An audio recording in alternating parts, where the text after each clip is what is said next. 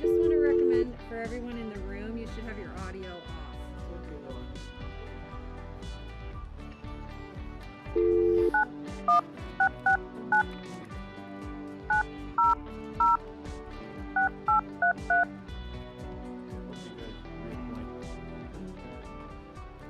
Welcome to Zoom. Enter your meeting ID followed by pound. Bill, Chris. Bill Yokums. Enter your participant ID followed by pound. Otherwise, just press pound.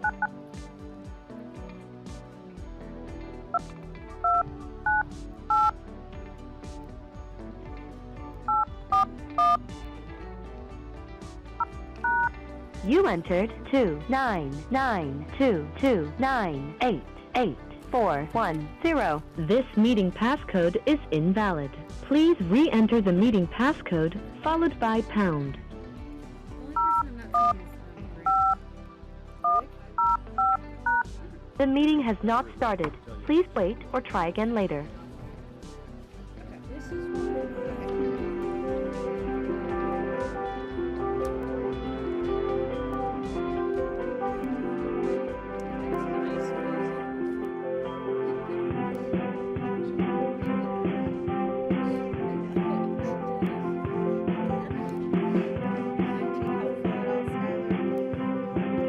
We're doing all right. Don't worry. Can I be helpful? If you could try to get this TV on, that would be awesome. We're sorry, you're...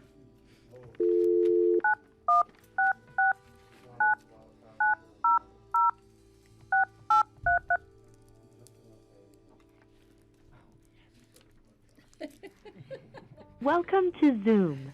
Enter your meeting ID followed by pound.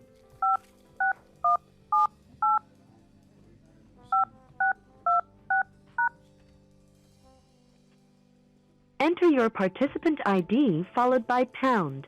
Otherwise, just press...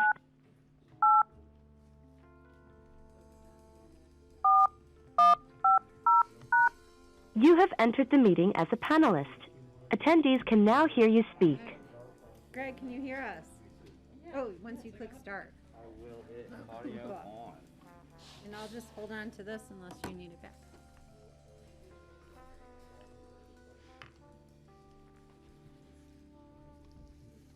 Okay, Steve and Greg, can you hear us in the room? All right, people in the room, let's see, we need some muting here. Speakers we have. Or just disconnect your audio where it says join audio at the bottom. You want me-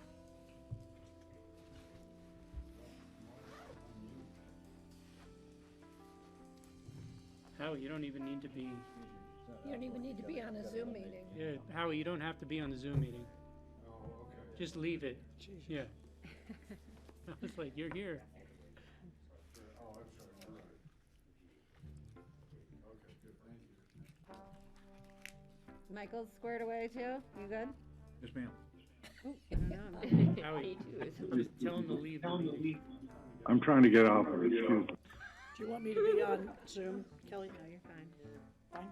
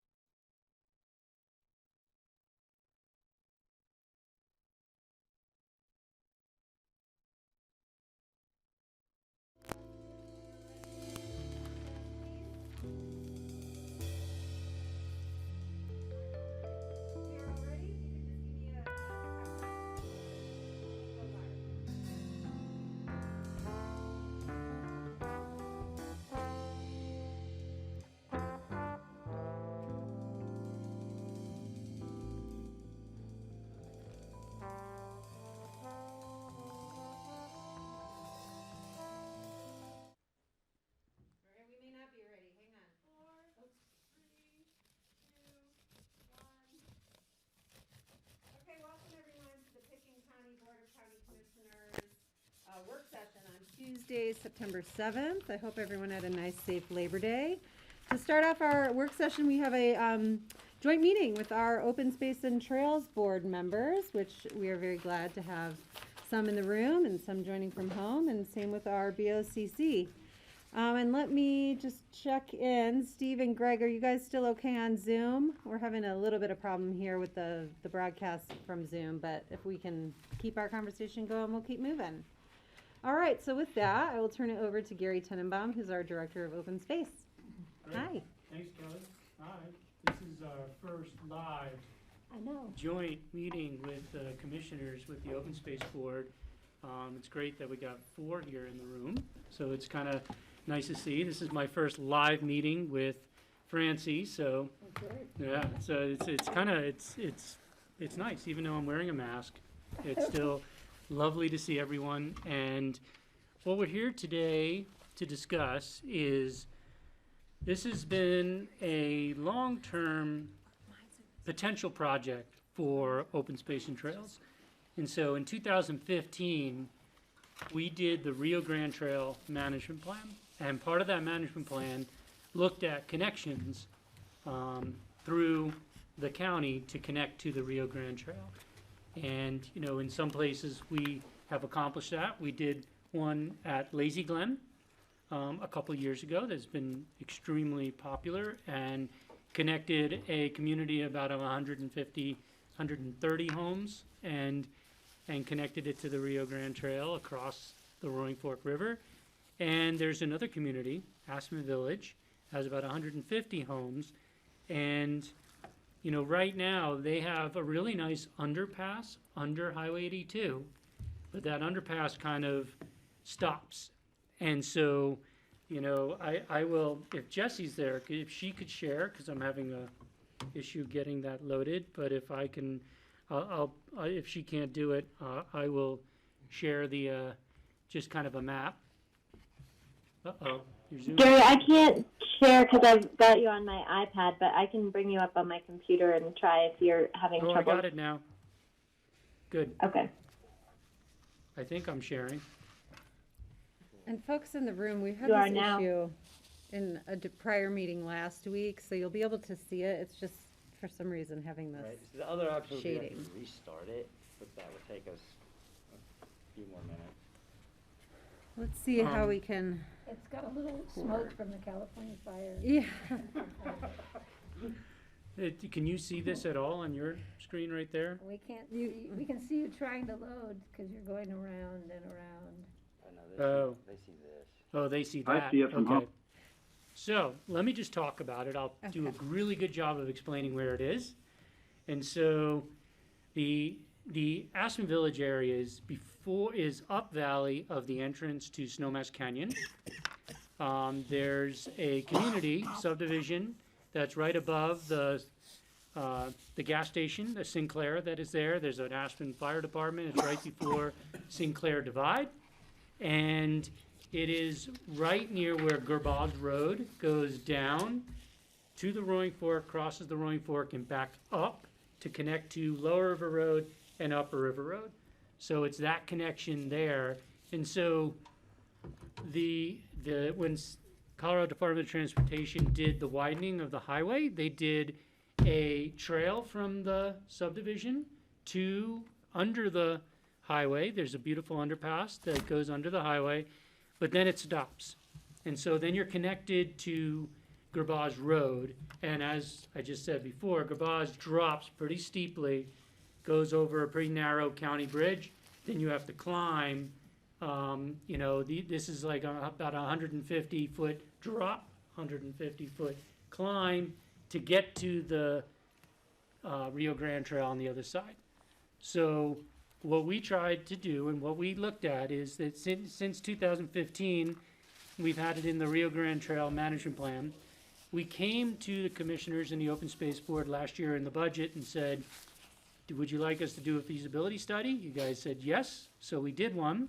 We hired SGM to look at options on how we can connect without having people to drop all the way down and back up. And what we've come up with was 4 different options to do it. And the goal was to have a bridge connection that you wouldn't have to drop, that would try to go straight across from where the current trail comes out to Garbage Road, go straight across to the Rio Grande Trail, connect directly in there, and be able to see what the cost of that would be and the feasibility. So SGM did that, and what they found was is there's option 2, and this is in your packet, and option 2 would come off of the current trail that comes out of the underpass, and it would cross the Roaring Fork River. It crosses pretty high. Unlike where Lazy Glen, we're pretty much at river level, this is crossing much higher. It's not very visible from Highway 82, and it crosses and it connects directly to the Rio Grande at almost the same grade, which is pretty overall great. We don't have to grade the bridge in any way. We just kind of do a straight shot all the way across. And we also did a cost analysis of it. And so when we looked at all the options, we came up with, we were recommending option 2, because, you know, there's no interaction with the roadway, and it is most likely we feel it's gonna be the easiest to do and the cheapest option, even though none of these are cheap by any means. But, you know, we're looking at, you know, a cost around $700,000 for this. And that includes the trail connections and the bridge. Lazy Glen was a similar bridge. It's going to be the same type of bridge as Lazy Glen. This one's a little longer, but it doesn't have any major trail connection, where Lazy Glen, we had to wrap a trail pretty significantly up to the Rio Grande Trail, where this is just going to go straight across, connect on both sides to an existing trail. So SGM, you know, they know what the cost of construction is in this valley, and so they felt pretty comfortable giving us a $700,000 cost estimate for this. And, you know, we're here today to kind of see, you know, if we could get direction to put it in the budget for 2022. There's still things to figure out. Property-wise, you know, it's all public property, but there is a ditch we're gonna have to pipe, and we have to work with those ditch owners. We are one of the ditch owners because we own property along that ditch, but we have to work with the ditch owners. We're gonna have to work with the property owners. We fly across BLM land. This would take off on CDOT. CDOT has indicated that they're totally willing to look at this for us. And so, but I didn't want to go too much further until I brought it to you guys and see where you're at. Community-wise, we have done a public outreach on this, but Aspen Village kind of took it upon themselves to do even more public outreach. And they've created a little video that I think we linked into the packet. Sorry, I won't be able to show that on here, but they did a video for themselves. They're very excited about making this happen. I know Patty's going to tell me about Dolores Gerbaz, or Stutzman, and she's been asking us to do this for years. And so we do have pretty good community support to do it. And, you know, obviously there's still some feasibility to figure out, but if you give us direction to put it in, we did invite the Lazy Glen, not the Aspen Village folks, if they wanted to speak. I don't know if any of them are on, but I mean, it's up to you. It's an open, we're not asking for a major decision today, but just either a thumbs up, thumbs down, or more information kind of from both boards to see where everybody's at to include it in the 2022 budget. Jessie's also here. She's got a cold. She has a new kid in daycare, and immediately she got sick. So, but she's here also in case I forgot anything. I also put in the two last things is I put in the packet other projects that we're potentially pondering for the fund. Currently, we have about $6 million in the Trails Fund, and that's only at 13%, because the Trails Fund can go from 10 to 40%, but at 13%, we still have a budget of about $6 million, and so 13% of the entire budget of OST. Right. Thank you. So, so that's that. Those are the other pieces of the puzzle. You know, obviously we have some potentially big ones too coming up, but this has been identified as a community need. And so, Jesse, before I stop talking, do you have any thing to add? No, I don't. I think you've covered it all. We're happy to answer any questions. Okay. All right, so we'll go to some questions. So I see Graham and Steve, and then Wayne, Howie, and Patty. Everybody. Yeah, I wanted to ask about other trail connections. I kind of assume that a trail going down valley along 82 and Snowmass Canyon is not going to happen because of costs, at least for a long time. But there's a connection to Watson Divide, and how is that connection made to the road? And then also, you know, I think in the foreseeable future, we'll have a trail out to the Brush Creek intersection. And is there a need for, and just generally, what is the feasibility about connecting Brush Creek to Aspen Village? And then finally, we've made the Lazy Glen connection, and now we're looking at this one. Are there other connections to the Rio Grande Trail that are being considered or should be considered? Jesse, you want to answer? I mean, I can answer. The Watson Divide these are both connected via one trail. So Watson Divide has a trail connection towards the underpass. So this would connect both of those options for that. To connect it all the way to Brush Creek would be a monster proposal. We will be bringing back options on the Brush Creek to the Aspen Airport Business Center.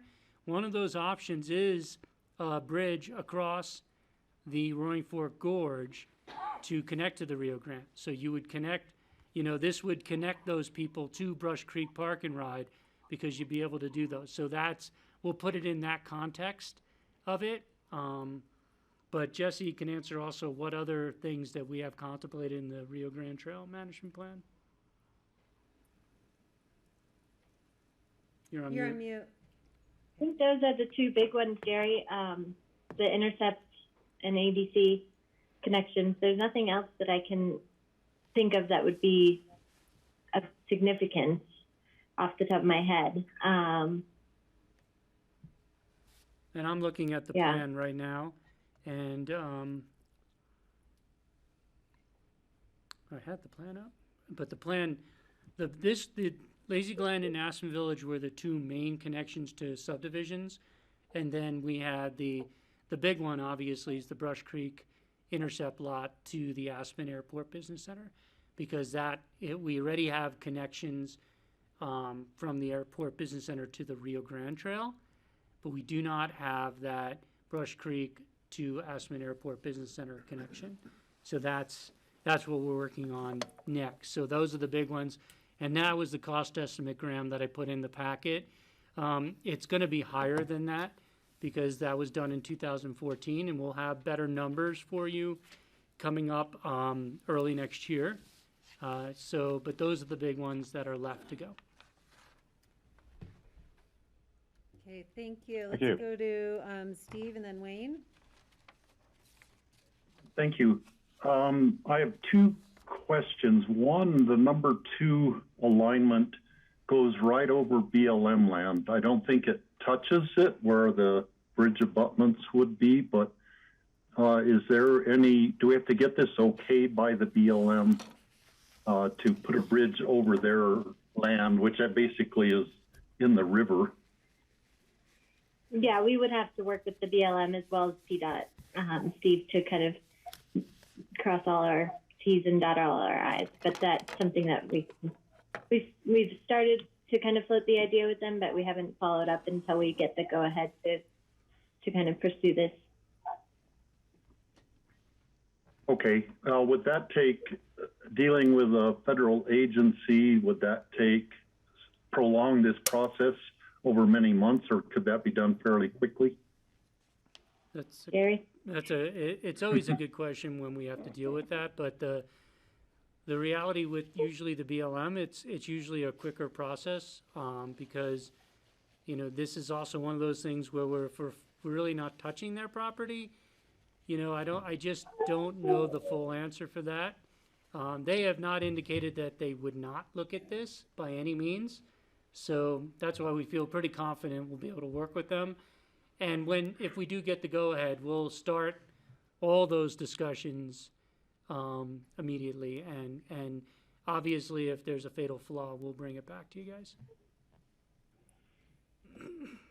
Okay, and my last question, later on in the packet of information, there's a Rio Grande Trail Capital Improvement Project that goes from, I think, somewhere in the vicinity of Phillips Trailer Park to the Gerbaugh Way, where that comes along. That's the same stretch of land that this would be tying into.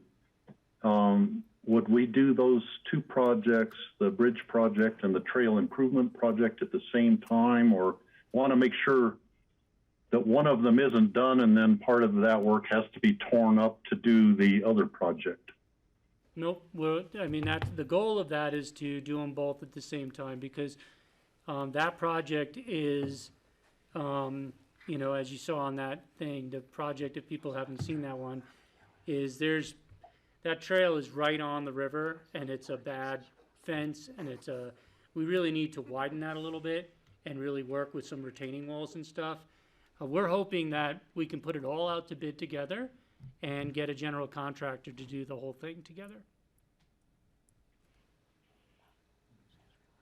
That would be the logical way to do it, and I think the timing looks like it could be just about right to do both of them at the same time. Yes. Okay, we'll go to Wayne, but I think we've resolved our technical difficulties, Gary, if it's helpful for you to share any maps or anything. So thanks for everyone's patience. That'd be great if you could. Wayne. I just have a question regarding Lazy Glen Bridge. Do we have any use data to kind of get an idea of how much use we're providing the public for our dollar investment? That's a good question. I don't know if we put a trail. I don't know off the top of my head if we have a trail counter over there. I can get you that information, but I don't. You know, Jesse, do you know off the top of your head? I don't have the Rangers on right now to be able to help. No. Yeah, I don't think we have any trail counters on that specific portion of the trail. I can check though. We'll check. We just know because we have the lessees who's out there and our Rangers are out there, and it's a pretty significant amount of use. It definitely, the great thing is one thing we do know is that a lot of fishermen now use that area, because we got an easement from Lazy Glen to do a fishing parking over there. So that is usually, according to the Rangers, you know, especially on the weekends, that there's at least 2 or 3 cars there and people are fishing there. So we got a nice public access out of that deal, and it's definitely getting used. So, sorry, where in particular in Lazy Glen? So at Lazy Glen, on the kind of the up valley end of Lazy Glen, so right where the bridge is, it was all private property. So we got a public easement to allow parking and the public to use that bridge too. Thank you. But so I put up on the map, here's the, if you can see on the map, here's the underpass as it comes under Highway 82, that's Highway 82. And so you can see Colorado Department of Transportation, CDOT built this concrete path to Gabaz. And so here are the alignments that we were looking at. And so what we are recommending is doing alignment 2, which is, you know, not only, you know, the shortest bridge span, but also connects perfectly into, you know, the full span of that already existing trail. And it hits on a really good spot of the Rio Grande Trail right here. So, you know, that's the alignment 2 on it. So just giving you guys the lay of that land. You done, Wayne? Mhm. Did you get your- Okay, Howie, Patty, Greg, then Francie. In general, and this is a good example, I think the more safe connectivity we have between population areas using our trail systems. Commuting and recreation is an improvement. We should always support that. So in concept, I'm very much behind this.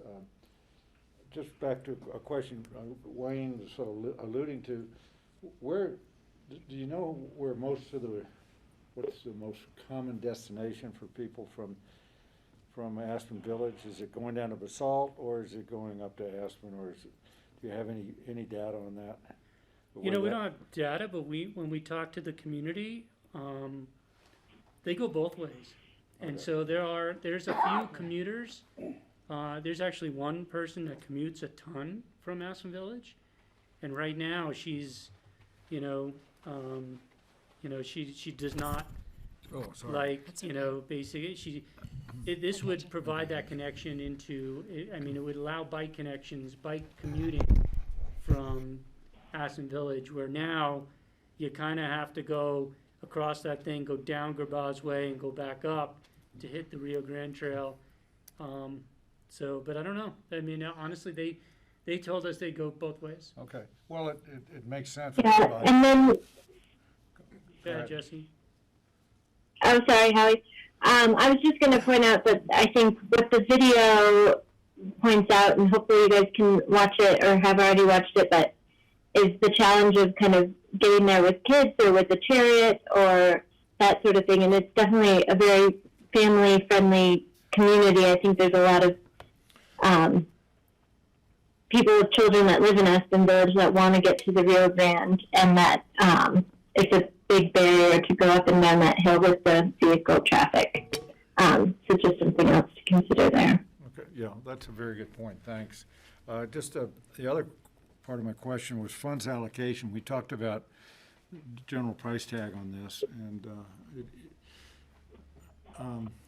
we do have some other projects that we are in the pipeline. One is the Crystal River Trail. We've got that to fund sections of it, so I'm curious about that impact on our long-term budget, as well as the Maroon Creek Road trail coming from the roundabout going up towards T. Lacey 7, working in a partnership with the city on that. So for the city, that's an important trail to be acted on in the next couple of years. So I think it's important to include those in our list of to-dos, not just the very expensive Brush Creek to ABC, the intercept to ABC part, the trail alignment. So yeah, we've started discussions with the city about that one, but how much do we fund compared to their funding? That's a longer conversation that we have not had yet. Right. I think we will over the next year or two. But the ones that we know that are coming are, future section, even the first section from Redstone to the top of McClure Pass. If we move forward with that, if the Forest Service gives approval and we do move forward, that's not going to be inexpensive, because there are sections of the road we share, and CDOT, that's what happened this year is there's a lot of, potential run-out sections of mudslides, and we're going to have to work with CDOT on that. So that's an expensive piece. We just don't know what that's going to be yet. And then, the Brush Creek intercept lot to the ABC is going to be expensive, but that is going to be a partner project. That's got to be partners with the city, partners with the EOTC, and we need to go for some big funding on that for grants too, to make that happen. Okay, you good, Howie? Thank you. Okay. Patty, then Greg, then Francie. I'm going to make my plea that I've been making since, I believe, 1999, when I first took office. Dolores Stutzman contacted me right away about this trail. When the Gerbaugh Stutzman family did their subdivision of their property, this was part of it, the part of the connecting from Watson Divide to the underpass. And at that time, the plan was to put this trail connection to the Rio Grande. It never happened. Dolores would call me on a very regular basis. I would call Gary or Dale on a very regular basis and remind them that this was kind of a promise that was made to the family when they gave that land. And I'm sorry to say that Dolores passed away, I believe it was a year ago, August, and never got to see this trail come to fruition. So I'm excited that finally, I'm hoping we move forward and get this done in her honor and in memory of her, because she was very persistent about the safety, the public access, and the fact that she felt her family gave land with a commitment to getting this trail put through. As What far as land? What land did they give? the family along from Watson Divide, along, it's my understanding, along the frontage of the old structures that are there by the pastures, that are up See it on valley the from map. Watson Divide. Is that right, Gary? Because Watson Divide is right there. That's Watson Divide, so there's a trail that goes Yeah. to the underpass that way, and there's a trail that comes from Aspen Village that goes all the way back that way. That was their property. I don't know. I don't know the exact history. configuration because I don't know who owned the land below where the hillside between the Gerboss family and Aspen Village, where the higher level of the bike path is coming from Aspen Village. But Dolores was pretty adamant about getting this done, and I would be very proud to say that we finally can get it done. Again, in her honor and her memory, but also the use from Aspen Village. I have talked to people at Lazy Glen, that the use of the Lazy Glen bridge and connection is huge. It's constant, it's daily for multiple persons, multiple walking dogs, riding bikes to commute one way or the other. Just people get out. It's beautiful. It's a beautiful segment, crossing over the river and winding through. If you're like in a grove of all those old cottonwood trees and vegetation from the ditch, it's beautiful. And Patty, we do have, I just got texted, we do have a counter oh, we do. on Lazy Glen, and in 2020, we had 5,042 crossings. So It's used a lot. that's pretty significant.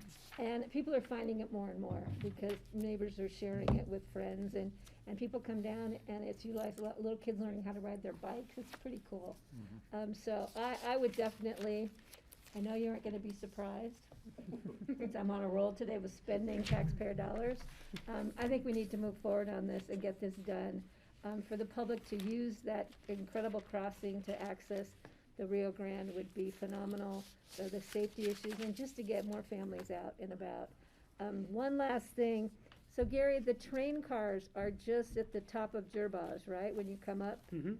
So I just have to throw in, the Anokia train car is from my hometown in Southern California. It was built by a gentleman last name of Baldwin, and it was built for his daughter, Lucky Baldwin. Yes. And it was built for his daughter. And it is the same, and I actually contacted the city of Arcadia, my hometown, years ago to see if they wanted to take the train car back. And that was very difficult because they'd have to crane it in and out. But the Anokia is also very special down there, and it still sits right there along the Rio Grande. There's the other train car, and don't know the history of the other train car.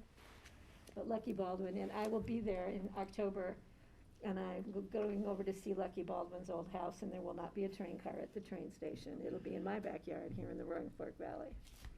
So thanks, and I hope we get support from both boards to move this forward. A fabled All character right. in Southern California. Okay, thanks, Patty. Greg, then Francie. I grew up in West Covina. Yeah, thank you.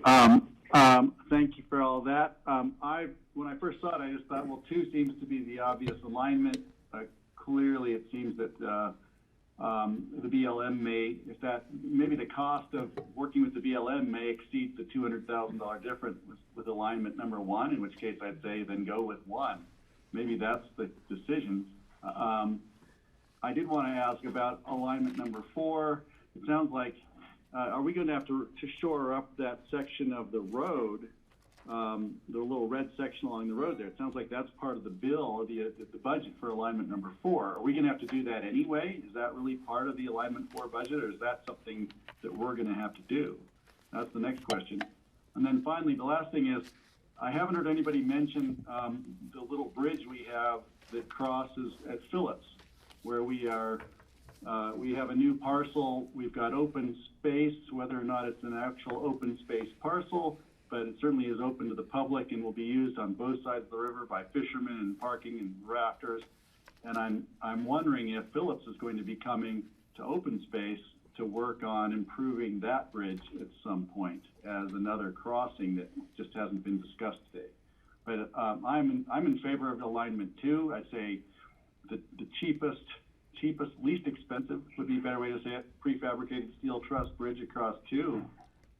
And we're done if the BLM won't be an impediment. Thanks. Yeah, and to do alignment 4, I don't think the road needs a ton of work right now, but that wouldn't be on us.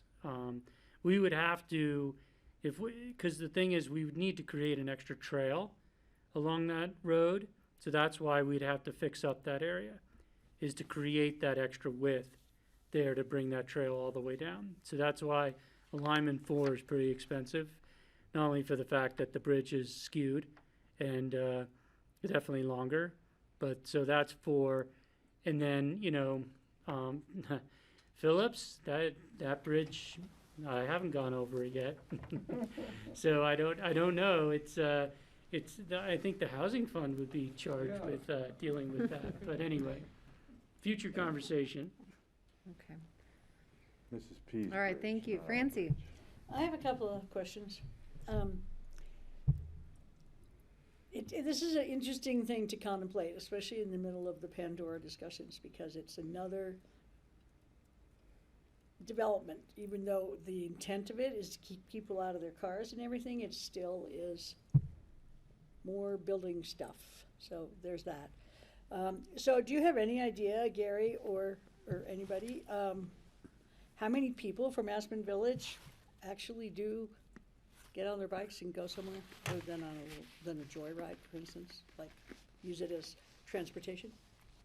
I don't think we got, a specific number, but considering what we've seen from Lazy Glen, if we get even half that use, 2,500 using it a year to 3,000 people popping across it to access it, that's a decent amount of use. So we just don't have any, because right now there's not a good alignment, so there's no good data to have, because most people would not want to go down and back up. It'd only be real road riders who are trying to go down. Why wouldn't most people want to go down and up? I would go down and up. I mean, maybe if I were hauling a chariot, I wouldn't feel so great about it. It's a steep sucker, and it's really narrow and dangerous. Well, the road is really, well, I know the road there pretty well. I mean, there is no shoulder on that, so it's only. So it's the car or a bike. Well, that's what it's, and we can't. We looked at potentially expanding the bridge down below.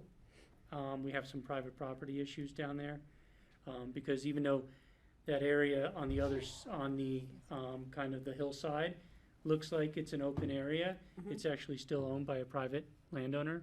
So we'd have to deal with private landowners we couldn't add to the bridge that we have now. It's a wood truss bridge. We'd have to build another one down Next there. to it, And then we'd have to build a trail down to it and a trail back up. Right. So in the end, would it be cheaper? I don't think it would be cheaper to build all of that, because yes, the bridge would be shorter, but the cost of those 2 trails would be significant on that. Okay, it's really the numbers that I was most interested in. Like, are we going to spend $700,000 for 10 bikes a day?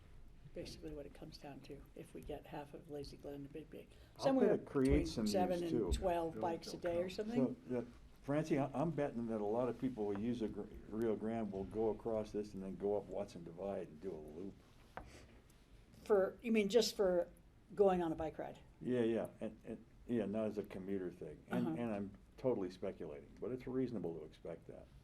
It's a good question. Yeah, well, I'm just kind of, you know, I live on Prince Creek Road, off of Prince Creek Road, so you guys know what's happened over there in terms of bike trails and stuff. I know you're a biker. I know you're a biker.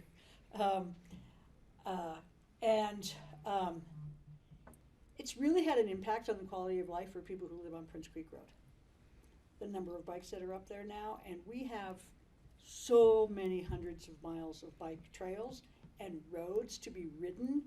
This just seems like a lot of expense and a lot of material and a lot of, you know, grading and construction to give a little bit more bike riding to the people who bike. And I don't know. Obviously, I'm not going to stand in the way of it if everybody thinks it's the perfect thing to do, but I do question the proliferation of both mountain road and mountain bike trails in our area, because I just feel like we have so many. And, you know, particularly where I live right now, but there are other areas like that, and I've seen the fragmentation of the herds where I live from the bike trails up on the Crown and everything. So I do have a heart obstacle to putting in more access for the number of people who ride bikes in the valley. And I'm not sure it's I mean, yes, it will maybe take, I can't even imagine how many cars off the road. I don't think that many. I don't think most of these people are going to be getting on their bike and going to work in Aspen or Basalt instead of driving their car or riding at Raft. I don't know. I'm not sure of the benefit of this. That said, certainly seems like alignment number 3 is the shortest and easiest way across, with the least construction and everything. But Alignment 2. No, I thought 3. Alignment number 2 is the shortest and the least amount of construction, because we don't have to. But it has a longer bridge, but. Yeah, it's a little longer, but it's, the alignment it's off a 3 trail has that to exists, yeah. kind of, Yeah. we have to build a little Okay, more. well, either 2 or 3, I don't know. Anyway, so I'm just saying that I do have some doubts about the proliferation of bike trails in our area. All right, well, let's, Michael, and then I do want to open up public comment here, because we do have some folks who've joined us on the line.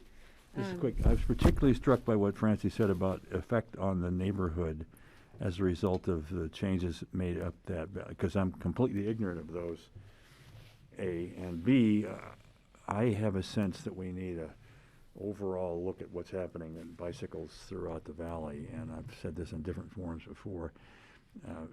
I'm meeting with Mike Pritchard and others tomorrow due to my intemperate comments about sacrifice areas in our last OST meeting. But I think bikes aren't benign, and we need to think about carefully what would the broader implications. And what you bring up is thinking about the broader implications of this bridge, besides budgetary, that didn't occur to me until you said it. So I don't know what to do with that, but I think we need to be careful about overall effects, cumulative effects, which EISs have taught us a lot about. Okay, thank you. Let's go ahead and we'll have an opportunity to like bring back after public comment for some discussion, because we need to provide staff with direction. So let's go ahead, and I'm gonna go, it looks like we have some attendees who've joined us on Zoom. And Gail Bartik, it looks like you had your hand up first. If you could go ahead and unmute yourself and make sure we can hear you. And we do conclude our meeting at 1, so brief comments are appreciated.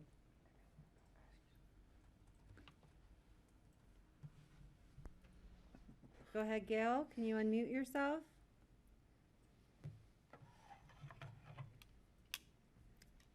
*6 usually.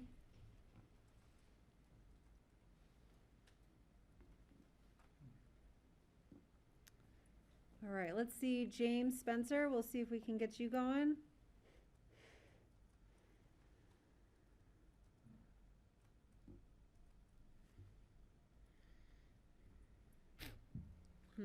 Something's not working.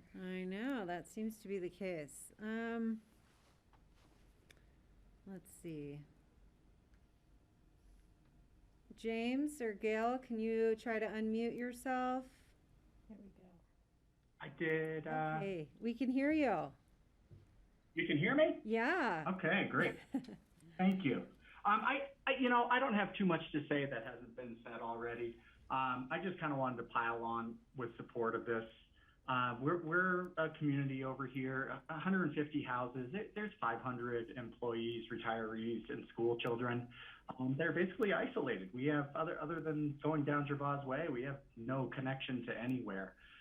So I'm out there running often on that road, and it's scary. It's frightening. And it's become more frightening. I think we have more vans, more trucks, more work vehicles than we used to because I do think it's scarier than it used to be. So I just wanted to add that and just say that I think there is some urgency to this. It's a real safety issue, and if anyone has concerns that it might not be a safety issue, I invite you to go out there and take the short stroll on it. It's a harrowing experience. So I think that's it. Thank you. Appreciate you guys all considering this, and I think it would be a fantastic step for our community out here. All right, thanks, James. Nice to hear from you. Gail, hopefully we can hear from you if you can unmute yourself.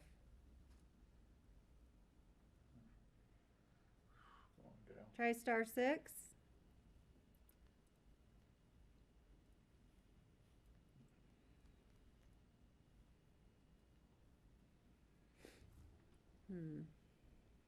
Can you invite her to unmute? There we go. Okay. Now can you hear me? Yeah, we can. Okay, awesome. I live at Aspen Village. I'm one of the people who helped coordinate and get this information to this area, not just Aspen Village. And this is not about additional bike trails. This is about a bike connection that gets safety and accessibility between both sides of this river. There are 6 or 5 pods of high-density housing. You have Phillips Trailer Park. There's 2 small employee housing things, sort of, I think it was Aspen Village, or Aspen Valley Ranch has 2 things up there. You've got Phillips, you've got Rivers Bend, Woody Creek, that need to get access to this side of the river, and then as well as Aspen Village getting access to the other side of the river. It's not just bicyclists that will be using this. There are families here which have no place to go with their children to walk. That part of the river, or the Rio Grande Trail, is really beautiful, and my 89-year-old mother could walk there, but she can't get there now because there's no parking in that area to say I'm going to drive to the Rio Grande Trail and then walk on it, or walk my dog, or rollerblade, or whatever it is I'm going to do. I have no access to it. And it's this whole entire area of the middle upper valley that needs this access. I do ride a bicycle. I probably access the Rio Grande Trail, 3 times a week, which means that I'm 4 to 6 times going down Gervais Way and up. I don't mind going down and up, but it's really, really dangerous. There are blind parts, and cars and trucks and work vehicles pass you on that blind spot. It's dangerous for them. It's dangerous for me.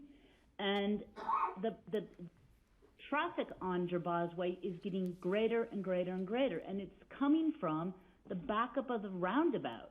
Because in going into Aspen, people who want to go in want to avoid that thing, so they want to take the back road. Well, they try to take Smith Way, and there's a backup there. So instead of taking Smith Way, they take Gervais Way. And that means that this traffic issue is getting worse and worse. Next summer, it's going to be out of control because of the roundabout traffic. So it's really dangerous.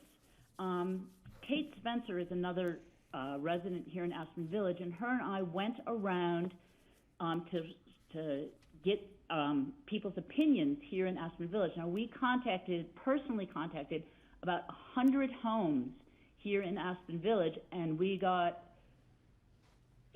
overwhelming response that people could not wait for this to happen because they don't have that access. Out of those 100 homes, there was one person who said, I don't think it's necessary, and that was it. So the amount of people who are going to use this trail is, I don't know, it's in the hundreds. And it's going to be used on a much more frequent basis than you think. And then you've got all the people from the other side of the valley or other side of the river who are going to be coming this way. And then you have the people in Jerbazdale area that want to access it. And it is a nice loop. Some people run it from Watson's Divide along the bike path under the bridge, but now you can't access the Rio Grande Trail unless you go down and up. So I think that this project really addresses safety and accessibility from both sides of the valley. It's not just for bicycles. It's going to be used significantly more than the Lazy Glen because there's way more population pods that want to access it. And so I really think that you need to read the comments that are listed at the end of the engineering report. And that's just a few of the people who took the extra effort to write as well as talk to us about why they wanted that trail. And that's what I have to say. Thank you so much. We appreciate you calling in today. I see Joy Reichert. I don't know if you've called in to comment. If you'd like to go ahead and unmute yourself.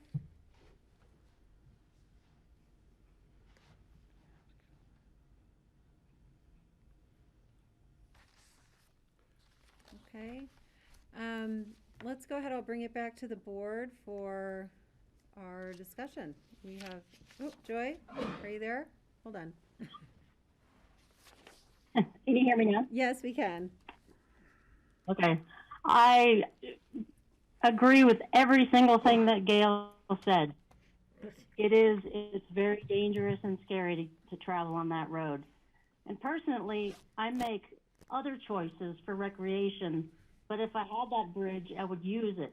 Normally, I have to get in my car and drive somewhere, park up by the base of Triangle Peak or something like that to access this trail. So please, we want it and we will use it. Thank you. All right, thank you, Joy. All right, let's bring it back. Steve, I think we had comment before I got to you. So I'll go to Steve and then Graham and then Greg. And we just have a few short minutes and then Amy here in the room. So I wanted to point out a couple of things, and Gail had mentioned the people from the other side crossing over to the Jerboz side. There would be people from Phillips Trailer Park riding their bikes or walking to go to the store at Jerboz if they could go along the bike path across the bridge under the tunnel. I think people would use it equally going both directions for different purposes. People from Phillips could go along to get to the Rafta bus stop along the highway, would give them another really viable option for getting into town on Rafta than waiting for their, the Woody Creek bus that goes once an hour or something part of the year. It doesn't even go all year over there. Also, the Aspen Village Trailer Park is very much akin to the Lazy Glen. It's kind of been on an island where they can't get anywhere safely without getting in their car. If they go along the highway or along the county road on foot or on a bicycle, they're taking their lives into their hand because it's only a matter of time before somebody gets hit and seriously injured or killed along there if we don't do this bridge. So I am 110% in favor of doing this as soon as possible. Thank you. Thanks, Steve. So Graham, Greg, and then Amy. Yeah, I agree. We've seen the popularity of the Lazy Glen Bridge, and for slightly different reasons, I think this will be equally as popular. With the rise of gravel bikes, where people are out riding all around the country, all around the county, linking up trails and dirt roads and stuff, I think there will be gravel bike riders using this. I think there are a lot of different uses of it. I'm totally in agreement with the number 2 alignment and the steel truss, so I'm all in on moving ahead. Thank you. Greg? Yeah, thanks. I already said, yeah, number 2 looks great to me if it's not a big problem with the BLM. Otherwise, number 1 looks like it might be possible. I just wanted to say I really appreciated James Spencer's video, because that video is all it takes to understand the danger of using Jerubah's Way to cross the bridge and cross the river. So if you haven't seen it, or the public should take a look at that, it scared me when watching that video. So there you have it. Thanks. Okay, thank you. Amy, and then I'm going to make some comments too. Great, thanks. I would agree. I'm definitely in support of this. I think it's a great opportunity to really link communities. I think, Graham said it. It's a linking piece. It's not new trails. It's not. Yes, it's some infrastructure, absolutely. But I think it is a connector for people on either side of the river to safely cross, to access other existing trails, to access other existing infrastructure, such as the market. Actually was a great point. I live near a little market and I use it all the time because it's close. I don't have to get into my car to get there. I think the bus piece that Steve alluded to, and in connecting the folks at on the other side of the river in the Phillips Trailer Park and whatnot to the western side to get to that raft to bus link is very valid. So I'm definitely in support. I like alignment too also, and I think that we should move forward. The safety piece is obviously another huge thing. I've done that. I've done the trek, whether it's on a running or on a bike or whatnot, and it is scary down there. And I've certainly driven it, and it's scary when you encounter other pedestrians there. So I think the safety piece can't be more stated. So I think it's great. Thanks. Thanks. I support this, and I support alignment too. There's a couple issues I just want to flag, I guess, for consideration in crossover conversations, and that for me would be access to public parking on the other side where the fire department is. I don't know what the status or the signage of that is. Access to bike parking, if we want to encourage people to park their bike, get on RAFTA. And then also maybe for Greg as our RAFTA rep, the consideration of no fare service from that point into town. And particularly maybe for next year, when we're expecting additional congestion. If that's a use, people I think currently have to pay $2 to get on and ride from there into town. So just a couple of ideas related to how we can maximize the utility of this connection. Howie, yeah, and then we'll ask Gary if he needs any more info or if he has direction. I'd like to, because I know we have a time consideration. We have, actually, we're 29 seconds over. Per the staff memo, provide staff with direction on whether to include this project in 2022 and budget for anticipated construction spring, summer 2022. I would move that the Open Space and Trails Board support that staff recommendation. I'll second that. And I move ahead and encourage the BOCC to do the same. Gail Bardick hit something that we don't pay much attention to, because the River Road is now the second part of the other 2 lanes of our 4-lane highway, starting at Jerubah's Way. I was stunned how much traffic tries to bypass Smith Hill Road. So just be mindful of that, and I think this will be a critical safety connector. So, as to that motion, any conversation? Graham, any comments on that motion? Nope. Good. All right. All in favor of the motion, say aye.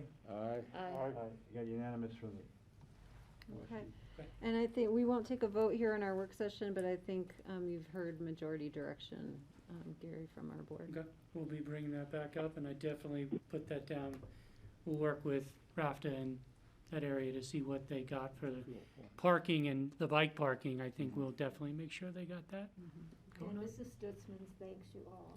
Yes, so thank you. All right, it's been great to work with Open Space and Trails Board this morning. Nice to see all of you. Yeah, it was nice to see you.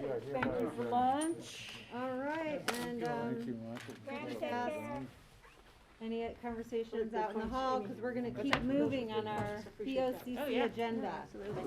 All right, BOCC. Thanks, everyone. Bye. Thanks, Jesse. Thank you all. Thank you. Thank you, gentlemen. See you. Hope to talk more about Southern Cal. All right, BOCC, we'll plug ahead. We do have a break scheduled at 2:10, just so you folks know, we're not gonna plot through this all afternoon without a break. So the next item on our work session for our board is third quarter budget supplementals. I see County Manager John Peacock has joined us in the room, and we have Connie Baker, our budget director, here on the line. And if you could stop sharing Gary's screen for him.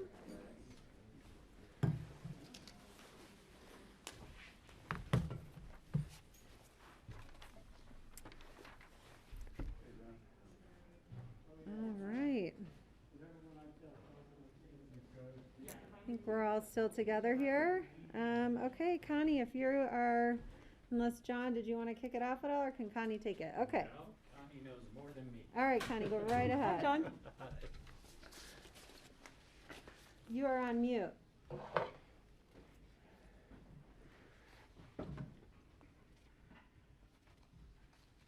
I'm going to turn my video off so y'all don't have to watch me eat. Sorry, my screen was disappearing here. Let me try sharing again.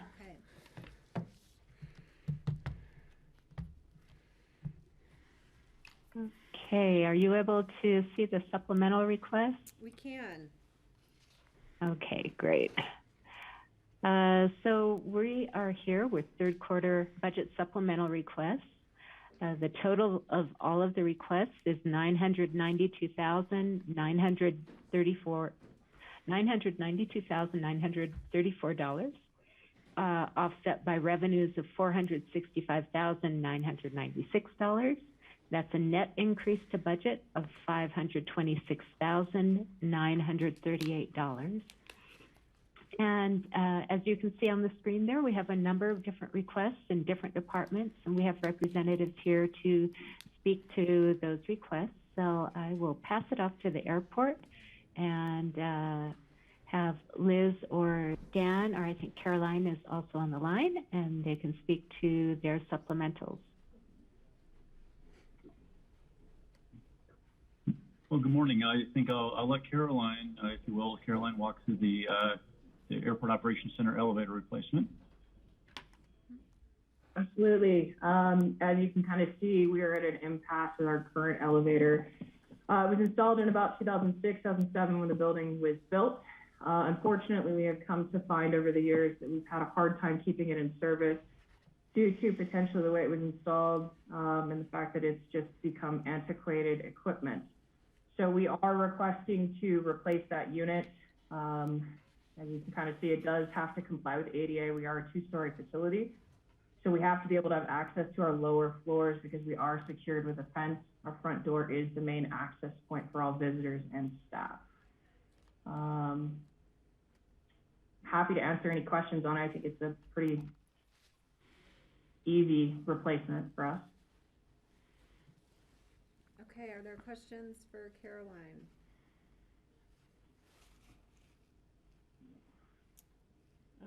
Can you just describe what is happening with it now? Yeah, sure. Long story short, the way it was installed, it's actually off center, so it's rubbing inside the shaft, which has caused some technical difficulties with essentially a control board that is actually keeping it going. We have tried to fix that unit. I would say for the past 2 years, it's been out of service. Approximately 9 months of that, we get it up. It fails again just because of the way that it is in that shaft itself. It's constantly moving, which we can't stabilize it any further just based on the type of equipment it is. Other questions for Caroline? All right, and this will come out of the Airport Enterprise Fund. Yep, okay. All right, I'm not seeing any questions. Let's keep moving.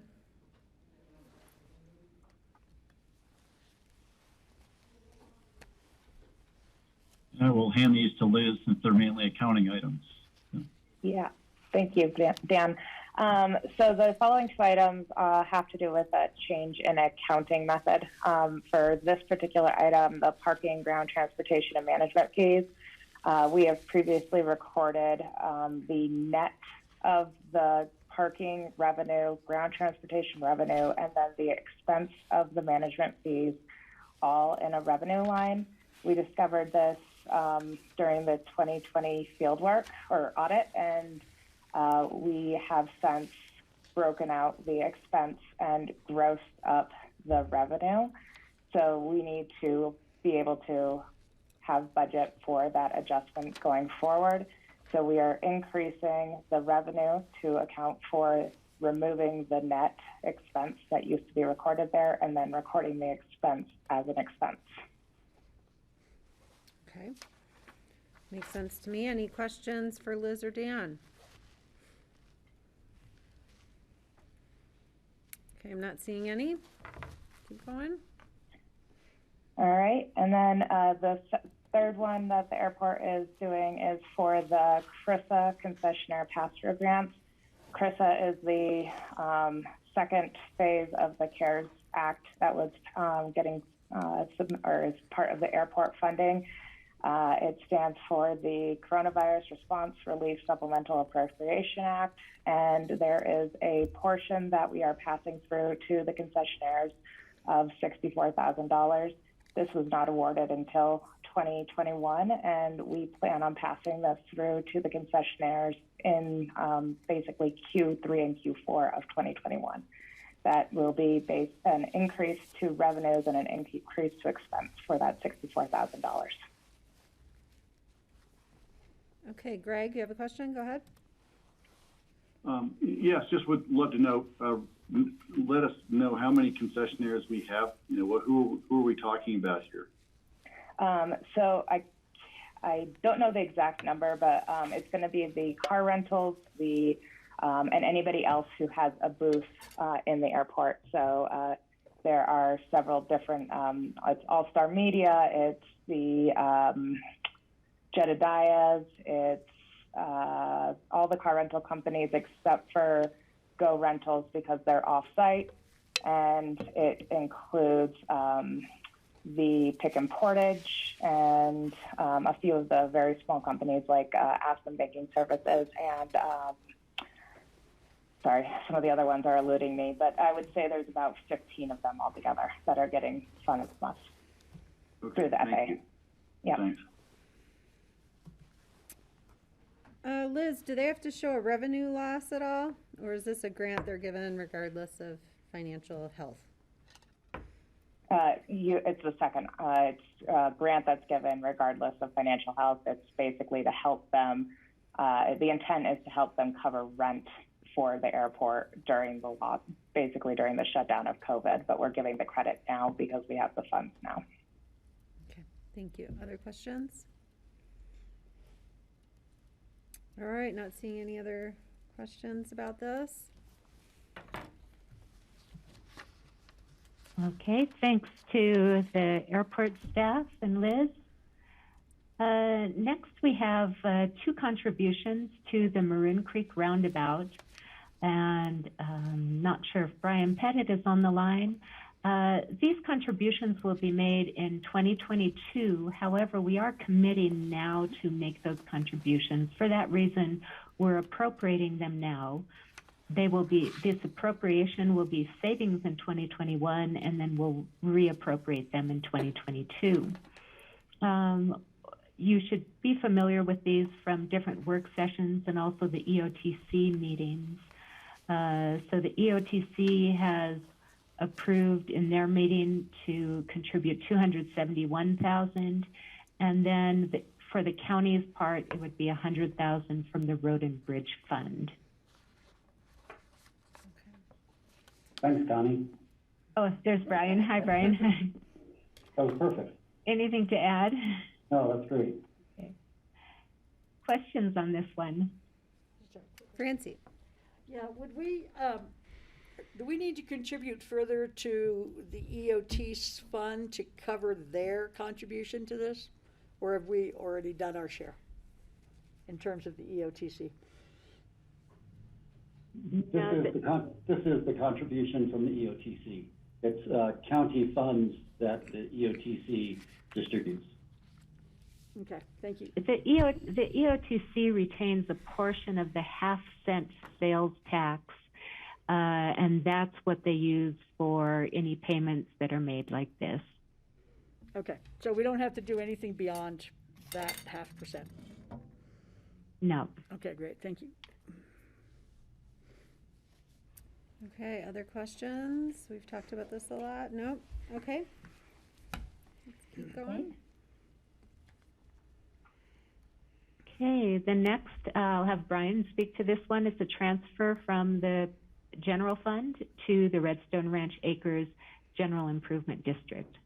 Yes, and the board's seen this before too. As we discussed previously, when we were approving the ballot language for this upcoming vote for the Redstone GID, they fell short of money and they needed to fix the roads because of flooding this summer, and they didn't have enough money to do any winter snow removal for November and December. So this $20,000 should be more than enough to fund not only the grading that's taken place, but also snow removal this winter. Ultimately, assuming the ballot language is passed, that this money would be reimbursed back to the county once funding is sufficient for that GID to move forward. Okay, are there other questions?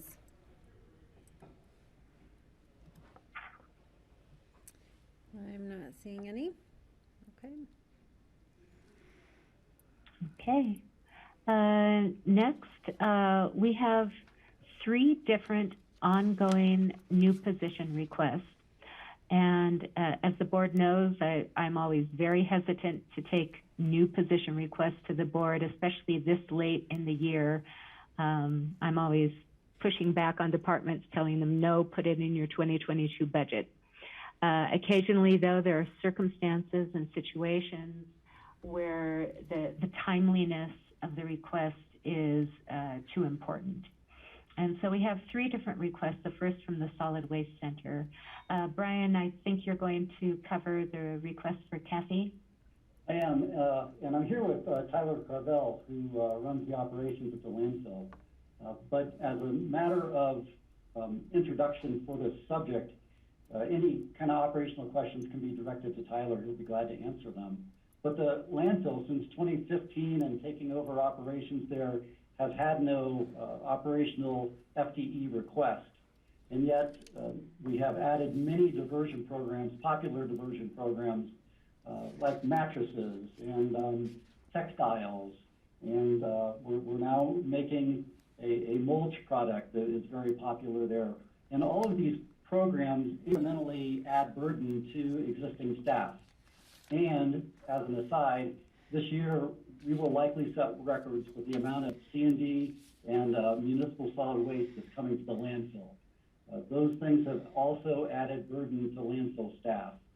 The last thing I'll mention, give it to Tyler to see if he wants to add anything, is once we get the expansion done that's being created now that was funded by the board, there will likely be 2 landfills operating at the same time because we have to line that liner with soft municipal solid waste. It cannot be construction and demolition debris. So the C&D will go into our existing working face, while any soft MSW will be diverted to the new landfill so that we can line the liner so we don't poke a hole in it with a 2x4, for instance. That will add additional burden to landfill staff. So I guess the theme here is that the landfill has grown not only in quantity, but the quality of the diversion programs there, and we're just trying to staff up to handle it. We could bring back some of the diversion programs and eliminate them because we can't really stop the trash from coming in. But I think this is a good way of handling it by adding an additional operator for the landfill. But is there anything you want to add, Tyler? No, I mean, I think that's kind of the big ticket items. One of the things that we've seen is with the C&D permit program that we put in place, we are seeing more aggregate and wood and crushables come through. So those programs, while they're not new by any means, but we're getting more and more of them. This year, we actually set a record for how much aggregate we produced out of that program. So even just that alone is a stress that we weren't able to screen compost at the same time, just due to the amount of people we had to give to the aggregate program. So we're seeing those impacts now, and like Brian said, with the expansion, we'll see that even more as we operate 2 working phases. And if I could add one comment also, one of the big questions when adding an ongoing position is, does that fund have enough ongoing revenues to cover the cost? And with the landfill, that's not a worry. Their revenues have been high, and they have more than enough revenue to cover this position on an ongoing basis. So there's no concern from that point of view. Okay, yeah, I have some questions. Steve, Patty, and then I'll jump in. So, Brian, you did bring up an interesting point about the possibility of damaging the lining of the expansion area of the landfill. People do put stuff in the municipal solid waste sometimes that is more construction debris. They'll put any kind of things in there just to get rid of it. Will there be, when that process is going on, will there be people like getting out and inspecting what is being run over by the compactor before, just to pull something out that might puncture the new lining? At this point in time, our plan is to only run contracted compactor trucks. And so that's a smaller portion of our of the stream coming in. We anticipate that our on-site staff, people pushing the trash, and the compactor operator will be able to look at that, just because we're dealing with a significantly smaller quantity of trash. But yeah, there is the possibility that we will have to add either like a small temporary position for the first short layer that we put on the liner. But it's also, just so you guys know, we're not stacking directly on the liner. There's a protective soil layer that goes on top of that. So most of the things that we should be getting within like a compactor truck should be fine on that layer. It's just we want to avoid heavy demolition loads, 4-yard roll-offs, concrete. So it's double protection, Steve. So there's a layer that initially protects the liner. The MSW's an additional layer of protection, literally. So. Okay, Steve, is that good? Good, Patty? Yeah, what is the emergent nature? Is it just because we've been backlogged?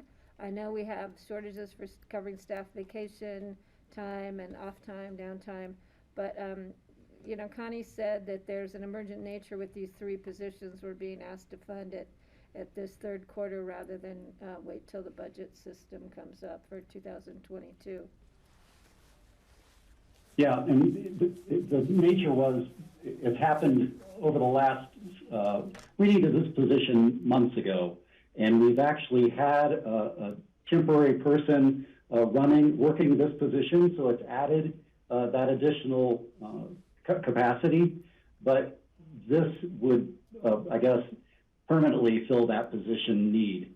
So we kind of had a stopgap measure about 2 months ago where we have basically a fleet employee filling in for the need. But given how busy the landfill is, this is needed now. And again, we filled the need 2 months ago, and we've been kind of just making do with a temporary fix. Does that answer your question, Patty? Yeah, it answers my question. It doesn't necessarily sell me on the fact it's emergent, but I'm supporting it because I think it's going to take some time to fill the position to begin with, and we need to keep operating the diversion programs we have. I don't want to see us stepping backwards. I want to see us moving forward. Thank you. Thank you. It's very difficult right now to fill heavy equipment operator positions, not only in the landfill, but anywhere in the county, especially when CDL licenses are required. So it will take some time. Okay. Thank And you. I'm going to jump in with my question and then go to you, Francie. So, similarly, I think I didn't totally understand what Tyler had said. Was the composting program taking, a negative, I don't know, having negative consequences for the aggregate program based on the staff shortage? I guess, yes, it's a temporary thing because we contract out the aggregate crushing. So they're only here for a specific period of time, and they basically work as much as they can through that period of time to get through as much material as we have. So while they're here, we can't necessarily juggle all the diversion programs as well as we would like, just because they'll charge us for downtime, and there's certain things that we have to do to meet our contract requirements with them.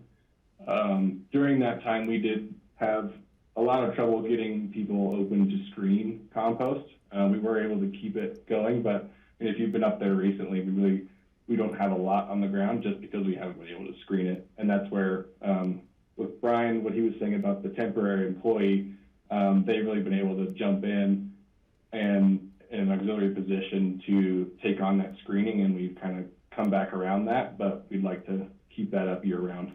Yeah. Okay, that's enough for me because, it's hard enough to get people to compost, that uphill battle, to educate and change behavior. That program I'd like to see really functional all the time. And then I'll just offer, I'm going to challenge Brian's statement that we can't do anything about the construction and demolition waste and, put a bug in my colleague's ear that I think as we talk about GMQS, consider whether demolition permits should be part of the competition rather than allowing people to tear down perfectly good 5-year-old homes by right. Because we can tackle a couple of issues by ratcheting down on that. So I'll put that bug out there, and I'll turn to you, Francie. Connie, I think I must have misunderstood when you were explaining the finances. I must have gotten distracted. Why is this number so low for a full-time employee?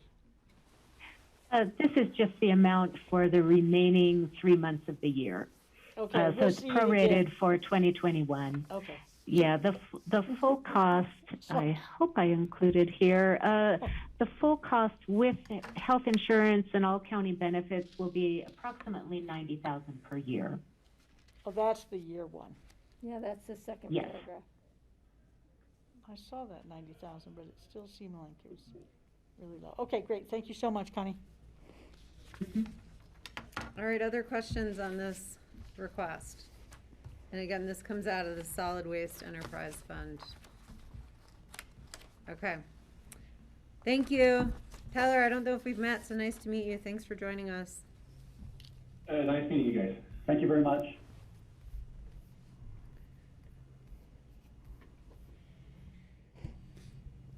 Okay, next we have 2 ongoing position requests in the manager's office for a manager's office restructure.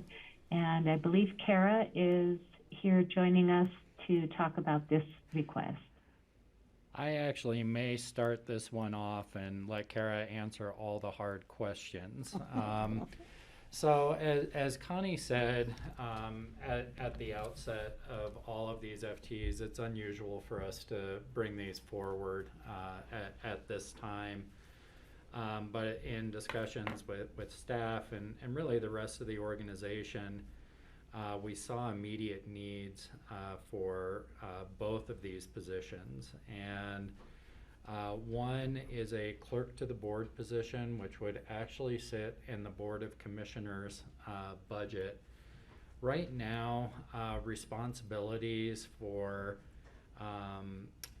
putting the agenda together, the packets, checking resolutions, the advertising, minutes, all of the functions that are really supportive of the board's work are really spread between 3 different positions. That would be the executive assistant or executive manager in the manager's office. We have Jeanette Jones, who's been serving as clerk to the board and records manager and special projects. She's been wearing a lot of hats in our office, and Elaine at the front desk. And what we've seen is we've taken on additional responsibilities, whether it be records management. We've certainly seen a lot of increase in responsibilities over the past couple years, whether it be supporting public health and the COVID response, or supporting other departments with major projects like the airport. Upcoming, we'll have major initiatives in community development. And so the Charlotte's time, our executive assistant's time, has been really split between those different functions also. Records management used to be a position that was in IT that is no longer in IT. We pulled that into the manager's office, and that's almost been a full-time job in and of itself. And Jeanette has taken that on in addition to supporting the organization with clerk to the board functions. And so we felt that we could better align all of the functions by putting the clerk to the board functions under one position. We actually, over really the last year now, have had a temp again in supporting Jeanette as she's taken on new roles to help with that. We had to look at expanding that temp's roles into a permanent clerk to the board position. It will also allow for knowledge transfer. This is a remarkably complex job with a lot of institutional knowledge that's being held, and we'd like to have some cross-training. In terms of the Workforce Resiliency Administrator, this is really coming out as we look to the next phase of our COVID response, which is really about recovery, and in particular concerns about workforce resiliency that were exposed during the pandemic. There's a roadmap process that we're working on regionally under a state process. And we anticipate out of that are going to come a number of projects and initiatives that we'll need to continue to be involved in and oversee for years to come.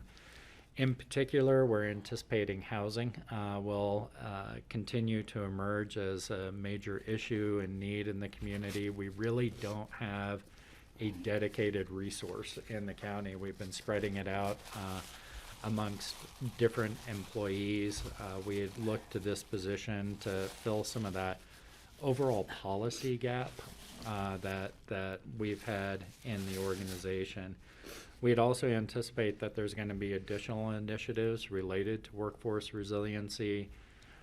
We don't know what those are yet until we have these community conversations, but we'd anticipate child care could come up, health care, mental health. There's going to be a number of initiatives that we will need a point person to help us track, especially as the board is allocating some of the dollars that have come down from the feds. We really don't have anywhere else for these, what I'd say are probably going to be new initiatives and responsibilities to go at this point. So in terms of timing, the work has been really accumulating, similar to Brian's answer, over the last 18 months. We do have someone who has been trained who can continue on in the clerk to the board position right now. So we'd like to be able to create some certainty around that position. And as far as the Workforce Resiliency Administrator, that recovery work and the statewide and regional discussions have begun now. So we want to have time to be able to recruit and bring that person on so we don't start 3 to 6 months from now with that person behind the 8 ball.